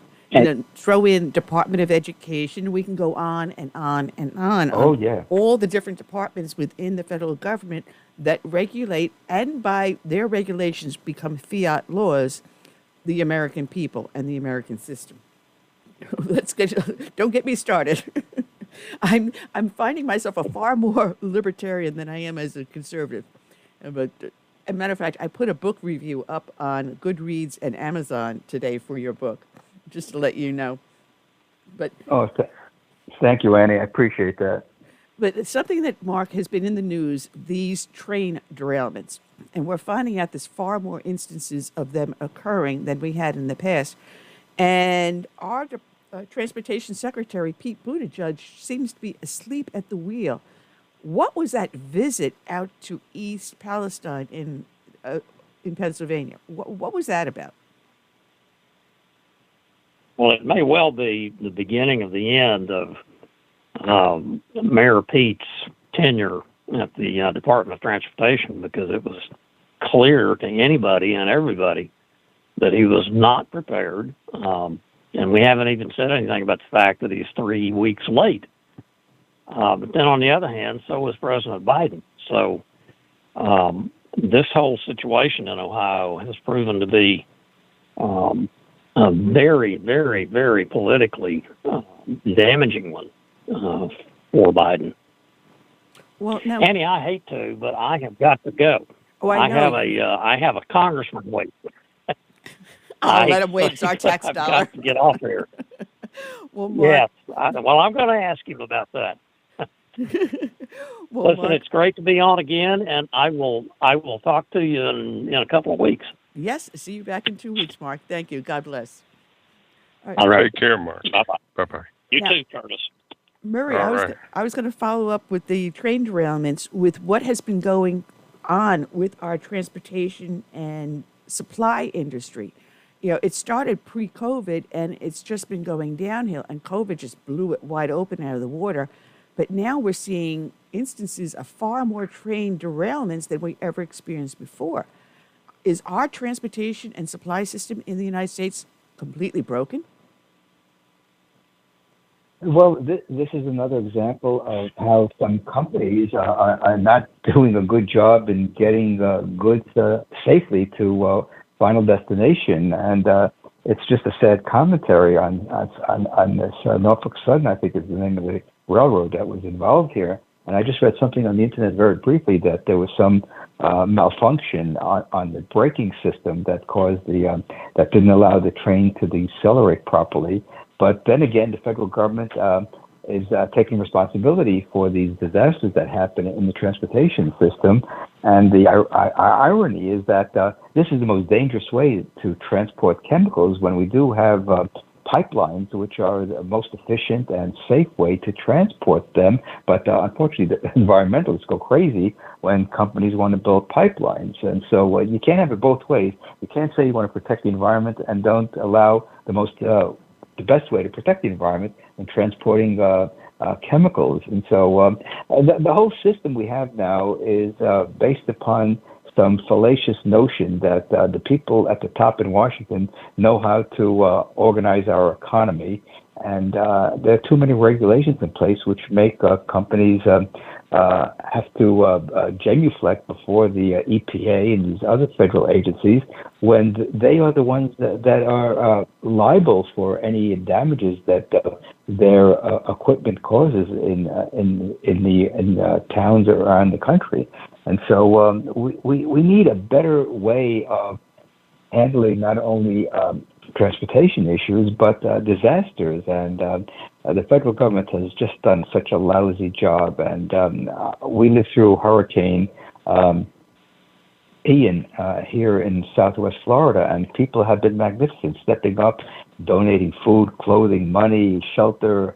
And it works beautifully when you have a society based upon voluntary efforts, because when you have a tragedy like Ian and these disasters, people step up to the plate and provide the resources they need to help their neighbors get along. And this has been the history of America. It's based upon voluntary local initiatives. And that's the type of society I advocated in my Tax-Free 2000 book nearly 30 years ago, that if we brought back that ethic where philanthropy would be the first way to deal with tragedies and social services, we wouldn't need these huge bureaucracies in Washington and state capitals, but everything would be done locally. Recently there was still going on a meals drive here in Southwest Florida, because food security has become an issue for people who've been laid off and have other problems. And one TV station wanted to raise $500,000, and I think they did so in 3 weeks. So people step up to the plate. They donate $50, $100, $500, $1,000, and it's just great to see this. And I still contribute to nonprofit health centers in New Jersey, even though I don't live there, because I know they're doing great work. And I put my money where my mouth is, and I say that this should be part of our individual culture, individual ethic. I have to step up to the plate and do it as well. Excuse me, I'm sorry about that. One of the things you're talking about with the transportation system is, I don't understand why, but the federal government was hell-bent on breaking the trucking industry. And when you talk about natural disasters or special needs, one of the first group of people that will step forward are the truckers. All right, you want to get food, blankets, whatever, from point A to point B, we're coming. We're gonna donate our trucks, we'll drive them, we'll bring them over to the distribution points, we'll stay there. You need stuff brought back, we'll bring it. Truckers will always be the first up to the plate when it comes to transportation needs in an emergency. How do you do that with a hurricane in Florida using a railroad line? You don't. But they've escalated the fuel costs, they've escalated all the other costs for truckers to actually exist, much less, heaven forbid, you still have an independent trucker out there working. I don't see how they can still stay in business. But they're breaking the back of the truckers, shoving us into transportation modes that we don't want. Electric cars, get them back on trains and buses. Yeah. But that's not who we are as Americans. We're independent. We are self-sufficient as true Americans, and they're trying to break that, Mary, aren't they? Oh, they sure are. I mean, I've seen this over my lifetime, from the 50s and 60s to the present. The culture has shifted dramatically, where people think the federal government owes them a living, owes them benefits, when one of the goals every youngster should have growing up is to become financially independent. Now, we had the revolution to become politically independent from Great Britain. We need another declaration of financial independence, and that is going to take a lot of work, because so many people are dependent upon the federal government for Social Security, Medicare, Medicaid, housing, food stamps. It could go down a list, and we're talking about trillions of dollars a year that flows from the taxpayer to the government to individual citizens. And this is not how you create, quote, a great society. You create a great society by people having the economic freedom to produce and work and consume and invest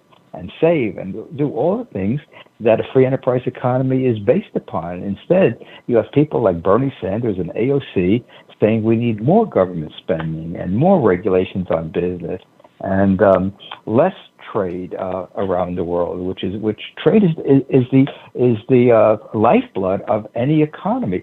Think of human beings who cannot trade. How many people can build a cell phone? How many people can build a computer? This is the division of labor that Adam Smith talked about 250 years ago. This is what makes prosperity possible: is the division of labor. You excel in something that you are very good at. And my father was a sheet metal worker, and he did that for several years. And then he saved money and bought a cab and became a New York City cab driver for 20 years. And he enjoyed his job. He got to speak to people from all walks of life. He had people from the celebrity world, the political world, and he was a gregarious person, so he would speak to people. And unfortunately, he never got all their autographs. So I would have a collection of autographs of people who were fairly famous from the 1960s and 70s and 80s, and this is what I grew up believing in, that America is about working to achieve your goals and not being dependent upon the government. And it's sad that so many people think that way. And what's really, really ironic is that business people like Warren Buffett, who's a big Democrat who believes in big government, even though he says he's a capitalist. Even Joe Biden in the State of the Union said he's a capitalist. But what is he proposing? Anti-capitalist policies, higher taxes, more regulations. And so it's not what people say, it's what they do. And that's why I said what I did to those students at Rutgers in 1997. I mean what I say, because I would have voted that way, or if I had become governor, I would have governed that way. And to his credit, Trump said what he believed in, and he did some good things, and he failed at a few things. And so we'll see how 2024 plays out. But again, given my cynicism about what goes on in Washington, I'm not very confident that we will have a president. Hopefully, if it's DeSantis, he will start doing what needs to be doing, which is phasing out as quickly as possible the big government that we have that is counterproductive to the American people's long-term interests. Well, I've been feeling an undercurrent, and it's been bubbling below the surface for the last couple of years.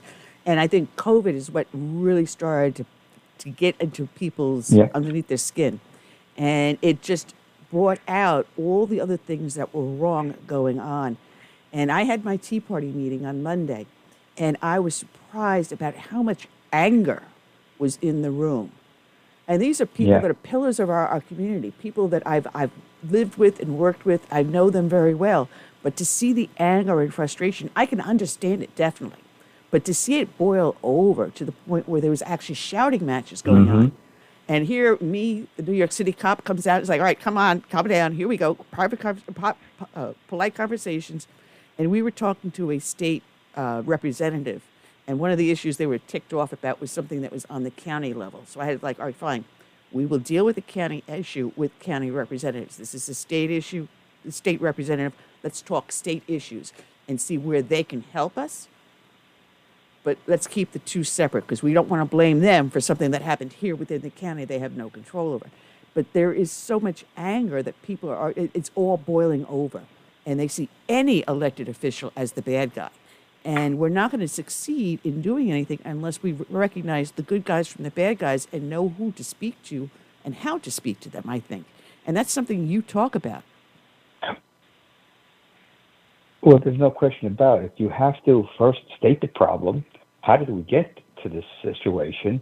And what are the common sense solutions? I recently spoke to a club in Fort Myers called the Trump Club, and I laid out how we got to where we are, starting in 1913 with the income tax, the Federal Reserve, and the 17th Amendment, with the direct election of senators rather than state legislators appointing senators to Washington, D.C. And it just goes on and on of all the things that's been happening over the past 110 years. And more and more power has gone to Washington. And I pointed out that this is not what's going to give us long-term prosperity. What gives us long-term prosperity is savings and investment, and having resources in the hands of people who know how to build things and how to create things, instead of the government sucking the resources from us by taxes, inflation, and regulation.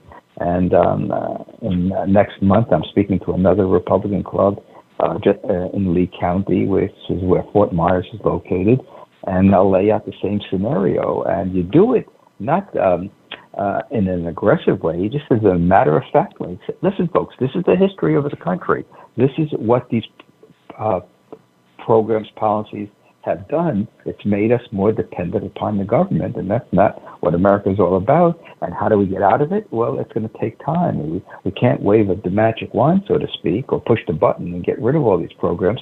We need to have a systematic, what I call a phasing out of these unconstitutional programs. And the question that I raise to people is that, or the assertion that I make is libertarians are the abolitionists of the 21st century, just as they would have been abolitionists during the slavery period.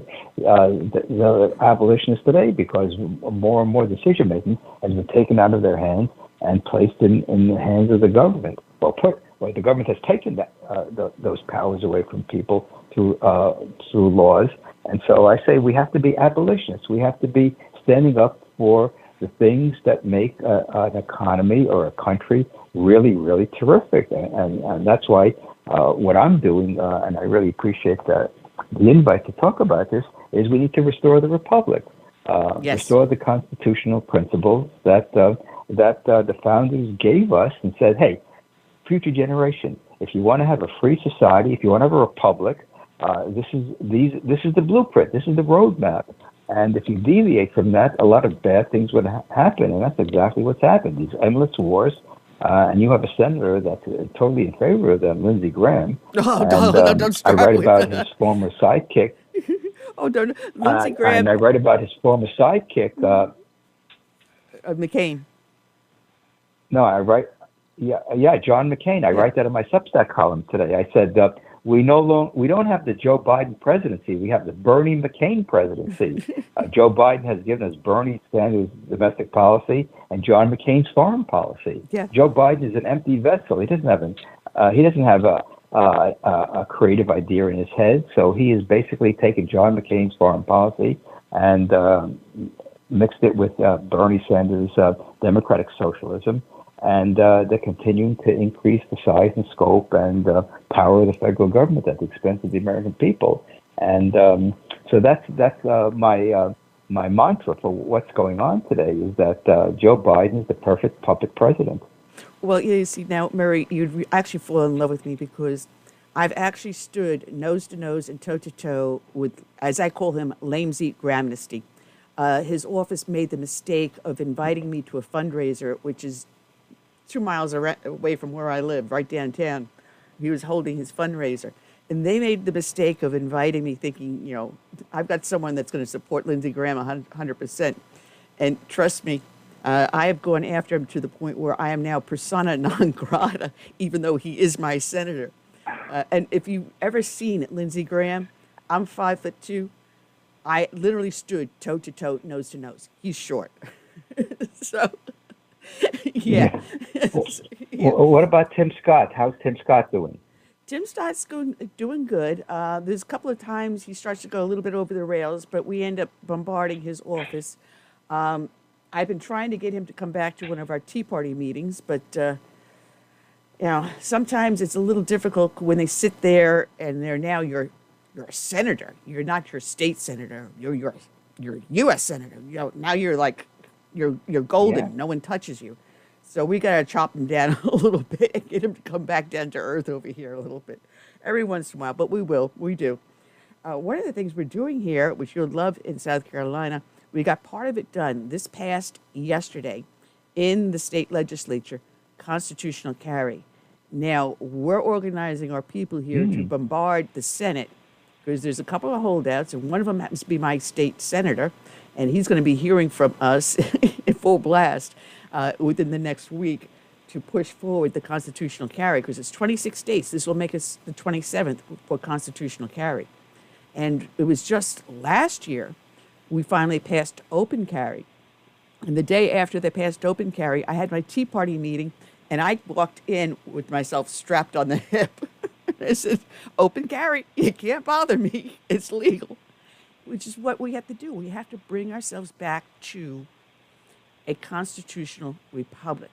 And doesn't it drive you absolutely up the wall when you hear people say, we live in a democracy, this democracy. Doesn't it just drive you crazy?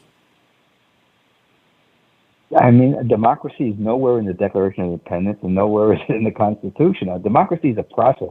It's not an end in of itself. I mean, you could have a process where you flip a coin in a campaign, and in this way we avoid all those dopey TV commercials and radio commercials and save people a lot of money and have people selected to office that way.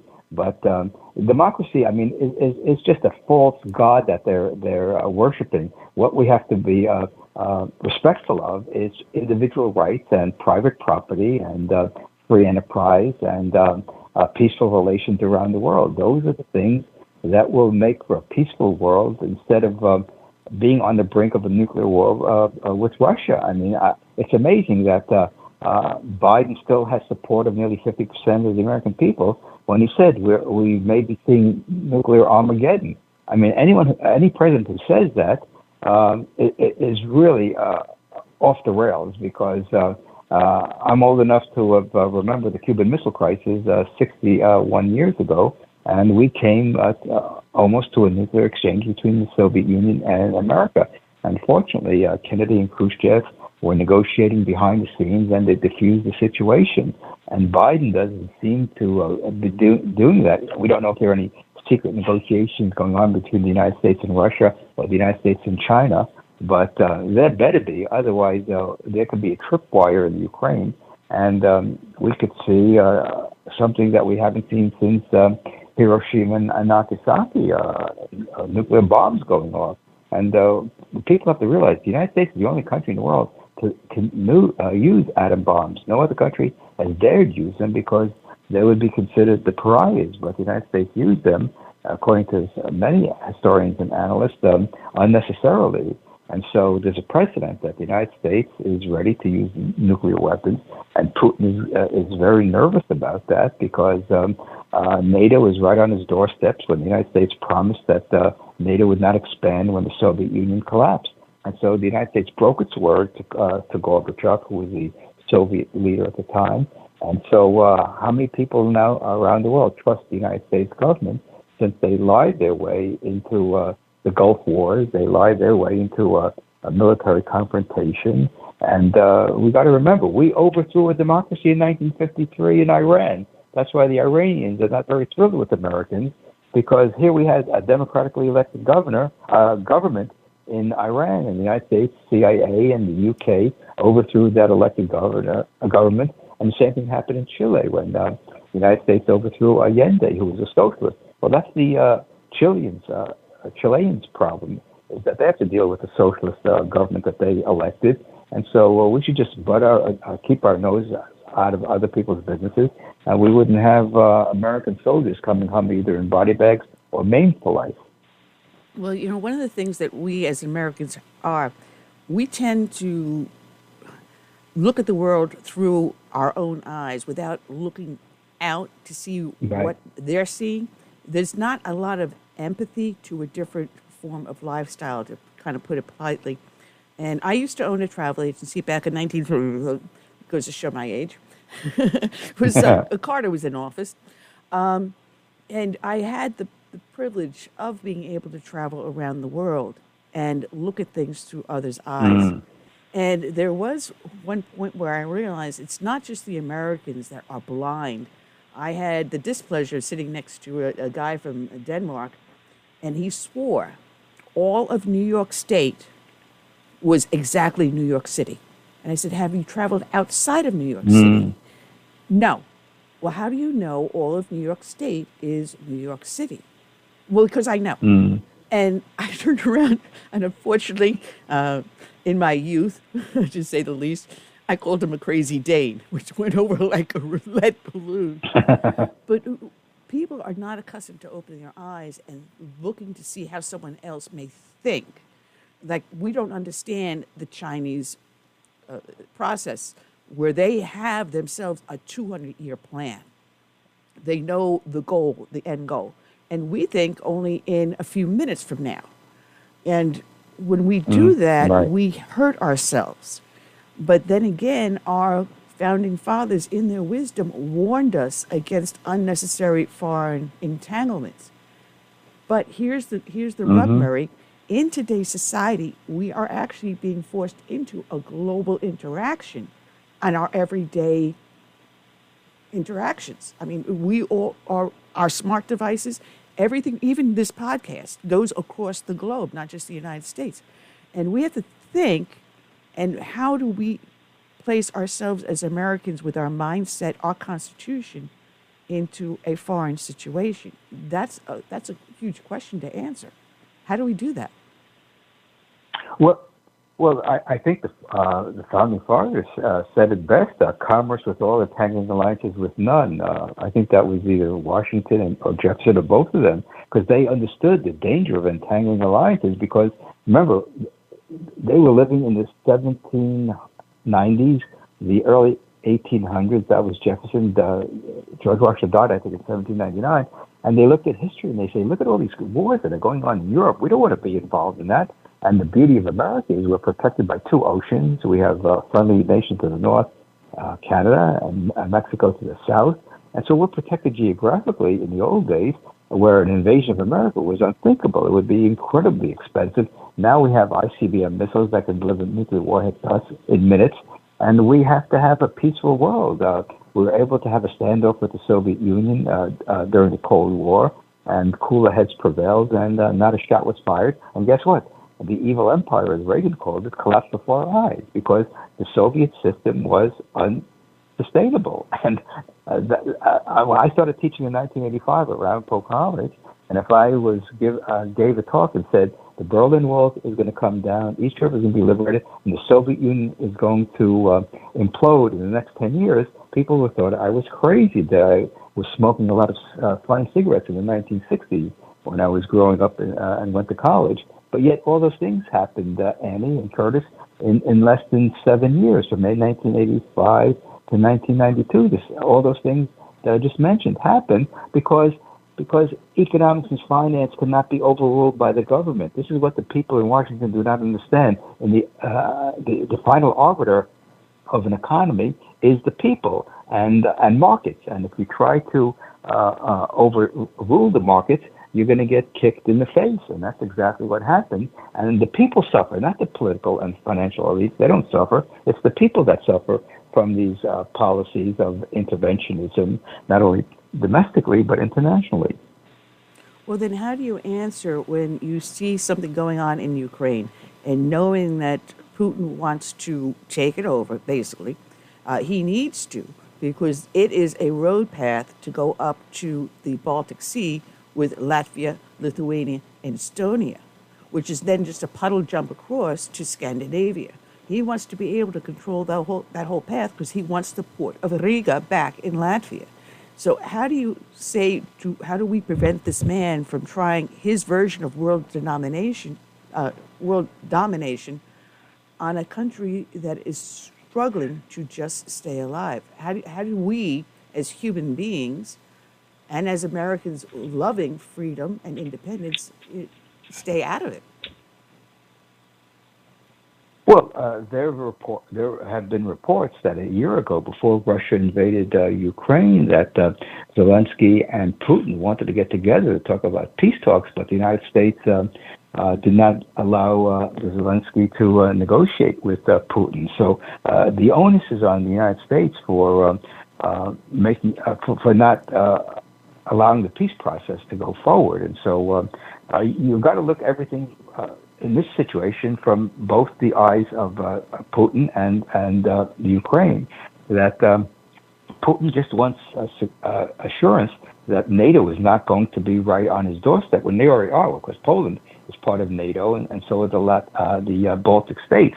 And so there was no need to expand NATO because the Warsaw Pact disappeared after the Soviet Union disappeared. And so the geopolitics of Europe is fascinating because everyone thinks that Putin is hell-bent on more domination. But as we know, expanding your country to other nations is a very expensive proposition, economically and financially. And so Russia doesn't have unlimited resources. And so the question is, what does Putin want? And I think he wants assurances that NATO is not a threat to Russia. And if you recall, in 1997, the neoconservatives put together this Project for a New American Century, which laid out a plan to topple dictators in the Mideast and possibly even Russia, and have regime change in Russia, which is, again, not a constitutionally authorized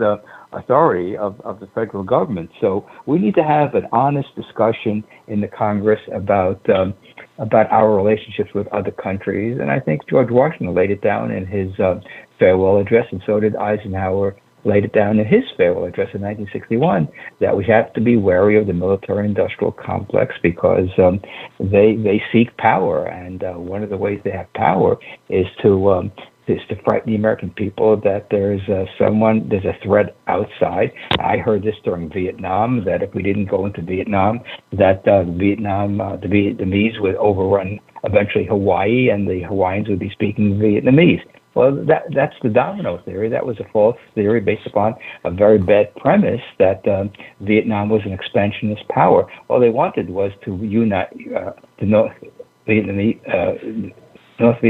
wanted to unite with the South Vietnamese because it's one country. And so I look at history from the perspective of why do governments do what they do? And they basically do what they do because people are power hungry and they're money hungry, and they don't want to work for it. They just want to steal from the American people through taxes and inflation. And so I think we have to have this honest discussion about U.S. foreign policy and our role in the world, which should be trade and no entangling alliances. And this way, whatever conflicts arise between nations, they have to settle it among themselves. And the United States wants to be an honest broker to bring people to the table to negotiate. I'm all for that. Peaceful negotiations is the way that we have a more stable world situation and more trade, which means more prosperity. Well, you mentioned taxes, and of course we know the IRS was originally sold to the American people that only the upper 1% will ever pay. The average person will never pay. Yeah.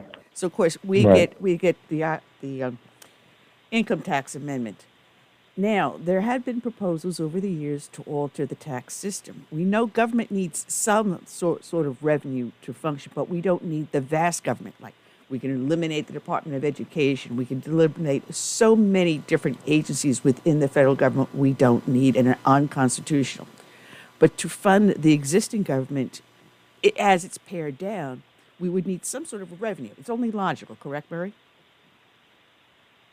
Sure, absolutely. All right. So the question is, what we have to start with. Go ahead. I'm sorry. So I was saying, we have to have some form. So in the past, that has been proposed, the fair tax, which I love the proposal.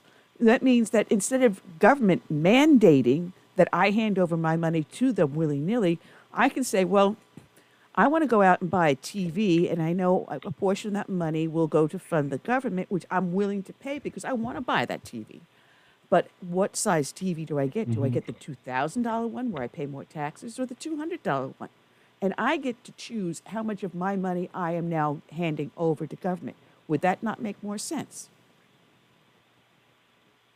It sounds reasonable, but as the author of a book on how to create a tax-free society, my goal is to educate people about the role, what the role of government should be in a free society.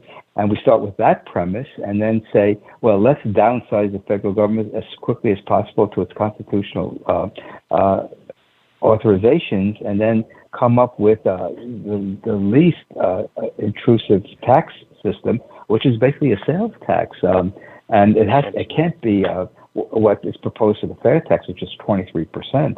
And then if we start with a very low sales tax, we can fund the government on a transition basis to a much smaller government. After all, Florida and I think 10 other states do not have state income taxes. And Florida is a big state. Not having an income tax in Florida is really a tremendous achievement. Same thing with Texas. And so we can do it without an income tax at the federal level, but we have to get back to what the federal government should spend money on, and that's the debate we should have. And unfortunately, nobody that I see is putting that initiative in front of the American people about what's the proper role of government in a free society. I thought that was a really good lead-in to your... Hang on a second, Curtis. I thought it was a perfect lead-in to your book and your tax policy. That was good. Yeah. Good, Curtis. I got just one quick. How will and how should President Jimmy Carter be remembered? Ooh. Well, I think his legacy, from my perspective, is that he was able to deregulate a substantial portion of the U.S. economy because he asked economist Alfred Kahn of Cornell University to study economic regulation in the United States, and he came back with a report saying this is not working, it's counterproductive, it's kept prices high for consumers, it's distorted various sectors of the economy, transportation, telecommunications, the airline, and he began the process of deregulation, which helped create the boom of the 1980s, and I would hope that people would recognize his contribution to helping the U.S. economy become more free enterprise-oriented instead of cartels that are created by the federal government agencies. On the other hand, he appointed the chief of the Federal Reserve, which inflated supply of money tremendously in his administration. Then he had to dump him and say, fall over in 1979 to payment. Well, Murray, it seems like he's got a mixed bag, and then of course you had the Iranian crisis, hostages under administration. Murray, your connection's fading here. 1979, and that eventually ended. So I don't think you can hear me. He's going to have a mixed legacy, to say the least. Good news is that he can get involved in any wars. That's the good news. Well, Murray, it sounds like we're losing our connection a bit. Did we lose Murray? Curtis, I guess we lost Murray, did we? No, there we go. We got you back, Murray. Your connection faded out towards the end. But it has been a pleasure having you on the show. We definitely have to have you back because it's so much fun speaking with you. And I'd love to debate you about, I agree with just about everything that you do, except the... Yeah, but I don't think he can hear you. I don't think he can. But Murray Sabin, his new book is From Immigrant to Public Intellectual and American Story. It is a must-read. It's a fun read. It's a short read. And I urge everyone to go get it. You can download it on your Kindle or get the book either on Goodreads or Amazon. Murray, it has been a pleasure. And Murray has dropped. All right, Curtis. Oh, wow. It has been an interesting show with all the technical difficulties. I have been kicked officially out of our own chat room. So wow. I cannot get back in. I've tried several times, and it's just not let me in at all. Good old BTR, back to his old pranks and antics. It wouldn't let me open up the show. Everyone was signed in trying to listen, and now it's not letting me back into the chat room at all. So I'm locked out. I am completely locked out of the chat room. Anyway. Matter of fact, my computer screen is all messing up because BTR is messing me up. But we did not start off our show with a dedication to a fallen hero, which we'll do in a few moments. But we had intended, Curtis and I, to have the new format up running today. But unfortunately, Curtis hurt himself during our little hiatus. Thankfully, he did not paralyze himself from the neck down. If he had, I would have throttled him from the neck down and paralyzed him anyway. You took a little bit of a tumble. A broken neck is no joke. Yeah, which is what you did to yourself. And I'm sure... But I got cleared today. I'm good. I got cleared today. I'm good. I'm glad you're back up to shape, because if Carolyn didn't kill you, I'd be coming down there to kill you. But in the interim... I'm not going to let that happen again. Well, in the interim, while Curtis was recovering from his broken neck, I went to the hospital for an allergic reaction, and they were kind enough to send me home with full-blown chronic bronchitis. So I spent a month and a half recovering from that. Still have a few sniffles, but most of it is gone. So I hadn't had time to work on the program like I wanted to. But now Curtis is well, and we're going to do a couple of trial runs. So hopefully in about a week or two, max 2 weeks, Curtis, I want a deadline, 14 days from now, to have the new format up, which would be so much better. We won't have to deal with Blog Talk Radio and all their mess. You just sign into our show page, our homepage, and you can see us. You can interact on the chat room. I would love to try to continue on Blog Talk Radio, but as I saw the phone connection messing up, it's not going to be a pretty picture. But it's going to be such a better one because you will see not just the still pictures of Curtis and our guests, you will actually see videos side by side, more like you see in, say, for example, Newsmax or One American News. So we should have that up running in maximum, Curtis, I got it set 14 days from today is our deadline. So if we can do it sooner, we can. If not, we'll aim for 14 days. How's that sound? When is Easter? All right. When is Easter? Ooh. Is that March? Well, you got 40 days from Wednesday. Let's see. So it will be January. We've got February, March. It'll be the beginning of April. The 9th. 9th of April? April 9th. Okay. Yeah, that's what I figured. 40 days from Wednesday. We'll be ready long before then. I hope so. Yeah. So I want to thank everyone that has joined us. We were up on YouTube and Facebook. I want to thank everyone that made their comments there. Always good to have them there. All those that were here on Blog Talk Radio also. My alter ego was up there on the chat. Jay Ubelis was up there, but for some reason I could get it on the one computer, but I can't get it on this one. Go figure. Anyway, we will do our dedication if that's all right, and then we will end the show after that. How does that sound, Curtis?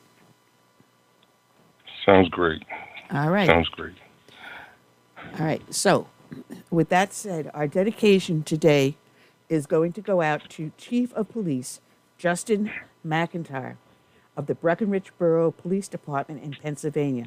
His end of watch was Monday, January 2nd of 2023. And the first part of this is coming from CNN.com. Amanda Musa and Holly Yan wrote the following, and I did edit part of it accordingly. A police chief who ran after a fleeing suspect was shot in the head and made the ultimate sacrifice, Pennsylvania officials said. Brackenridge Police Chief Justin McIntire was killed while chasing a man wanted on a weapons-related prohibition violation, police said.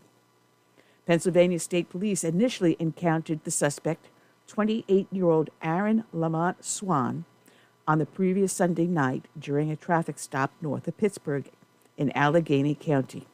Police Superintendent Christopher Kearns said. Swan fled the traffic stop. Around 4:15 that Monday, Brackenridge police spotted Swan and started a foot pursuit. The suspect opened fire, killing McIntire and wounding another officer. Police Chief Justin McIntire ran towards danger to keep Pennsylvania safe, and he made the ultimate sacrifice in service to the community, Pennsylvania Attorney General and Governor-elect Josh Shapiro tweeted. The second officer was struck in the leg and was taken to a hospital in stable condition. After the shooting, the suspect was spotted in a carjacked Subaru in Pittsburgh. The county police superintendent added, another police chase followed. Swan crashed the car and fled into the woods, where he opened fire on officers. Swan was shot and killed by detectives from Pittsburgh Police Department. The Allegheny County Sheriff's Office posted a tribute to McIntire, honoring his legacy and the hard work of officers in smaller police departments. Chief McIntire found his calling many years ago and found his personal and professional life in his work as a police officer and police chief, the Sheriff's Office posted on Facebook. The service and dedication led him to sacrificing himself earlier in an effort to make sure that his Brackenridge family was not put in harm's way. That is what police officers do. Small towns in Allegheny County and, of course, Pennsylvania have special relationships with their police departments, the Sheriff's Office said. In many of these boroughs and townships, the police department may consist of only a chief and a handful of officers. Such is the case in Brackenridge, And that is why the senseless death of Brackenridge Chief Justin McIntire will reach into and tear at the very soul of the small piece of our county. From Legacy.com, the obituary of Chief McIntire. Chief Justin McIntire of the Brackenridge Police Department was born December 27, 1976, in Harrison Township, to Emma Laurie Lorraine Clark McIntire and to John L. Lee McIntire of Brackenridge, and was a lifelong resident of the Brackenridge area. A police officer for the past 22 years, he was appointed chief in 2019. Chief McIntire was a dedicated police officer. He was a 1994 graduate of Highlands High School, was also a graduate of the Allegheny County Police Academy in North Park.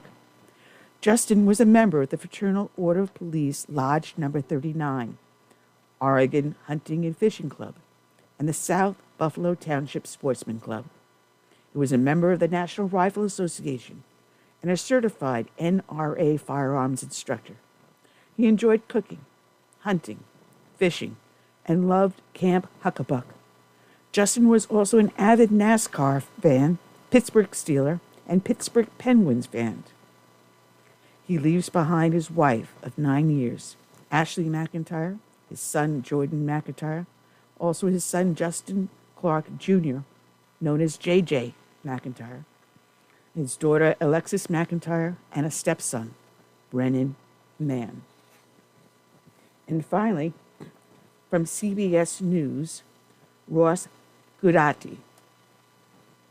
Hundreds of law enforcement officers came to New Kensington to mourn fallen Brackenridge Police Chief Justin McIntire at a service, while thousands of residents lined the Freeport Road for the procession.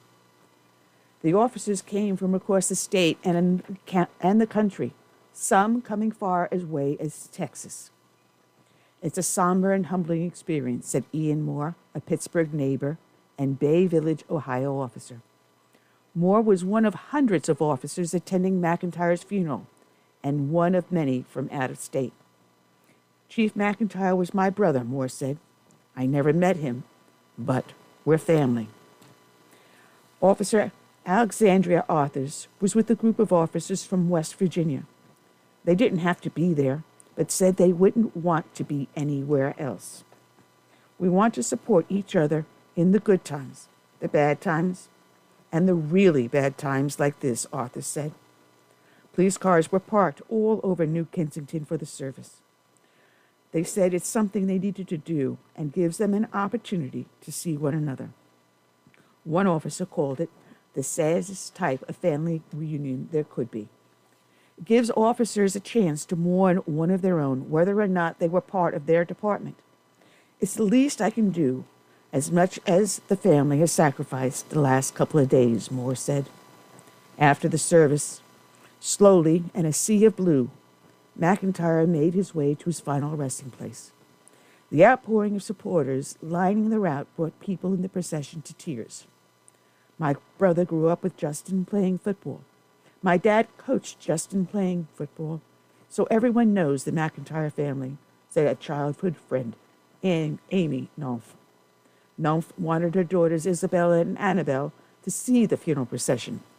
Even if they don't fully understand the gravity of the situation, they still wanted to show support.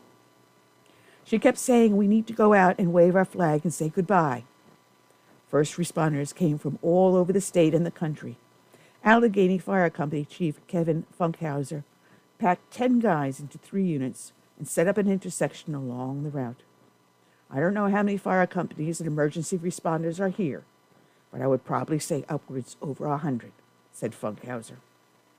Archie Nagaya sat quietly with a flag taped to his wheelchair. He tells KDKA-TV McIntire was a helper. He seemed like he wanted to help everyone he could. That's why Nagaya asked his caretaker to bring him out to Freeport Road to say goodbye, to let him know he's loved, said Nagaya. Supporters flooded the Freeport Road in blue signs and flags, and some people even decked out their homes in blue. My brother-in-law made all those bows, lights, around the front door with the police reef, said Cassie Gillette, Natrona Heights resident. Gillette tells KDKA her husband is a police officer participating in the funeral service. This past week has been tough for her mentally. Very angering as well as that this has happened. And one individual came into her town and did irreversible damage to it, she said. That's why she's paying her respects. Holding her 10-month-old son tight and hoping for change. I really hope this never happens again in any community anywhere. And I hope this will be the change we need to see, said Gillette. Today's show is dedicated to Chief McIntire. It's also dedicated to all the brave men and women out there that serve as first responders, be they law enforcement, firefighters, or emergency services. It is also dedicated to all the brave men and women out there that serve in the military from the birth of this great nation through today and into our promising future. We dedicate to them this song by Todd Allen Harrington, and it is a fitting end to today's show. As we say, Chief of Police Justin McIntire, stand down. Your end of tour. May God bless. And may God bless each and every one of you listening out there. And we will be back next Friday. Same bad time, same bad station. So until then, I leave you with Todd Allen Harrington. My name is America.